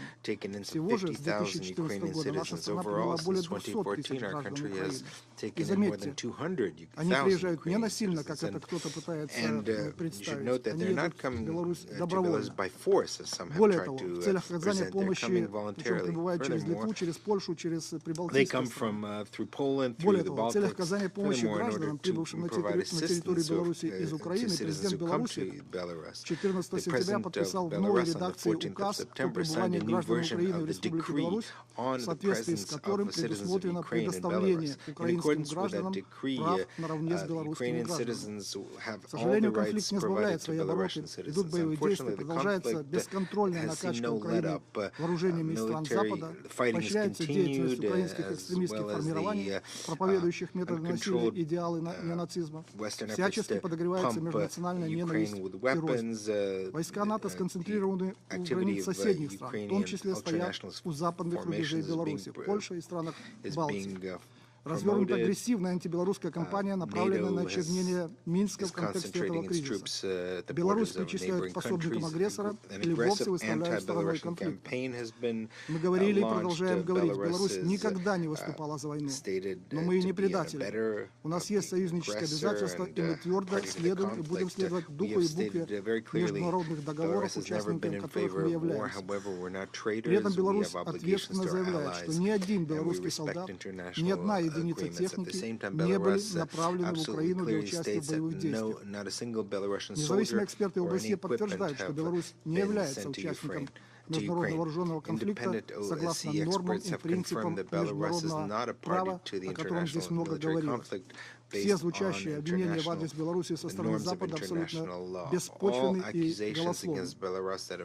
Минск, как непосредственный сосед, заинтересован быть участником переговоров между Россией и Украиной о стратегическом мирном урегулировании и готов создать все необходимые условия для их продолжения, в том числе и на белорусской земле. И финальные договоренности должны учитывать в том числе интересы белорусской страны. Уважаемый господин председатель, укрепление безопасности национальной, религиозной, региональной, глобальной должно осуществляться не за счет наращивания военного потенциала НАТО, а посредством универсальных, приемлемых для всех двусторонних и многосторонних механизмов по укреплению доверия. Только равноправный и взаимоуважительный диалог, направленный на устранение разногласий, способен предотвратить конфронтацию в нашем регионе. И последнее. Все войны рано или поздно заканчиваются за столом переговоров. Это непреложная дипломатическая истина. И чем раньше эти переговоры начнутся, тем лучше. Поэтому удивительно было слышать сегодня заявление некоторых сидящих за этим столом о том, что надо продолжать боевые действия, ибо эти заявления абсолютно противоречат здравому смыслу. Благодарю за внимание. Je remercie son Excellence M. Mackay de sa déclaration. Je donne la parole à son Excellence M. Joseph Borrell Fonteles, haut représentant de l'Union européenne pour les affaires étrangères et la politique de sécurité. français souvent ou anglais, ça dépend. Français ou anglais.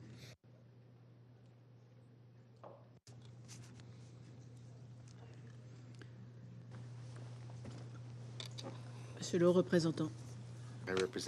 Madame la ministre, merci beaucoup à la présidence française du Conseil de sécurité pour l'organisation de cette séance cruciale. It's more than 6 months now into this illegal, senseless, and brutal war. As it has been said by many here today, this is a frontal attack on the United Nations Charter and the international rules-based order. It's a chemically pure attack on the United Nations Charter. Let's join our voice to the International Court of Justice that has ruled that Russia must halt its invasion immediately. By large majorities, the General Assembly has adopted resolutions calling on Russia to stop its aggression. Morally and politically, Russia has already lost the war, and increasingly, it is losing on the battlefield as well. Ukraine will prevail. The whole world has heard President Putin's latest announcement and his plan to go ahead with sham referenda as a prelude to illegal annexation, which will be never recognized. And also his mobilization of 300,000 reservists and his open nuclear threats. By all that, world security is in danger. Global leaders meeting at the United Nations in New York this week must send a clear and united signal that the use of weapons of mass destruction is unacceptable in any circumstances.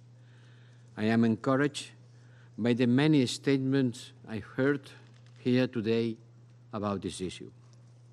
Regrettably, President Putin is continuing along the dangerous path of escalation. He's trying to intimidate Ukraine and all countries that support Ukraine. But this will fail.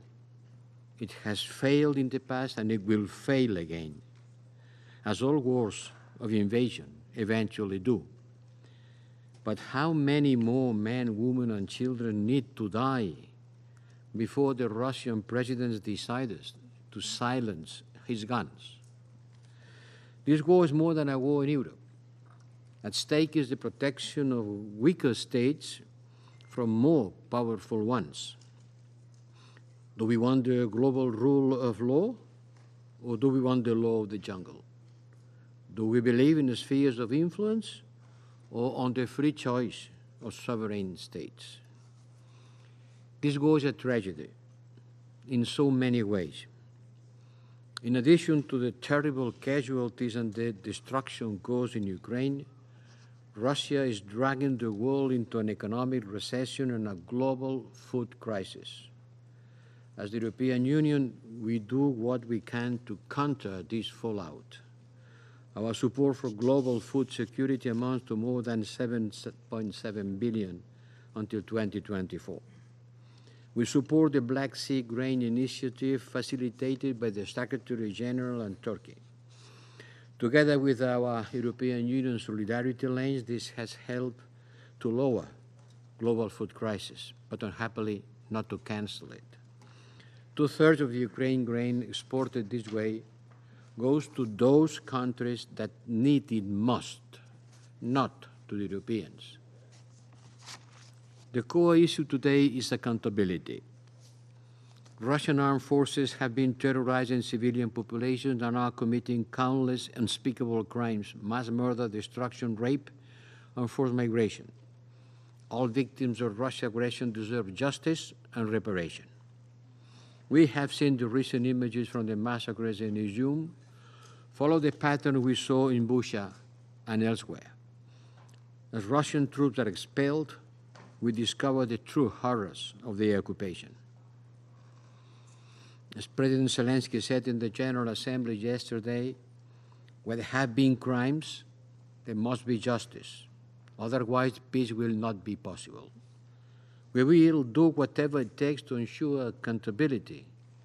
We rely on the International Criminal Court and on the Ukrainian authorities. We are supporting the ICC financially and technically and assisting the Office of the Ukrainian Prosecutor General by providing training, expertise, and equipment, including on collective evidence. Madam President, ensuring accountability is the responsibility of all of us. We owe this not only to the victims, but also to the next generation, to the future of Ukraine. Because fighting impunity today will contribute to a more secure and just future for all. Thank you.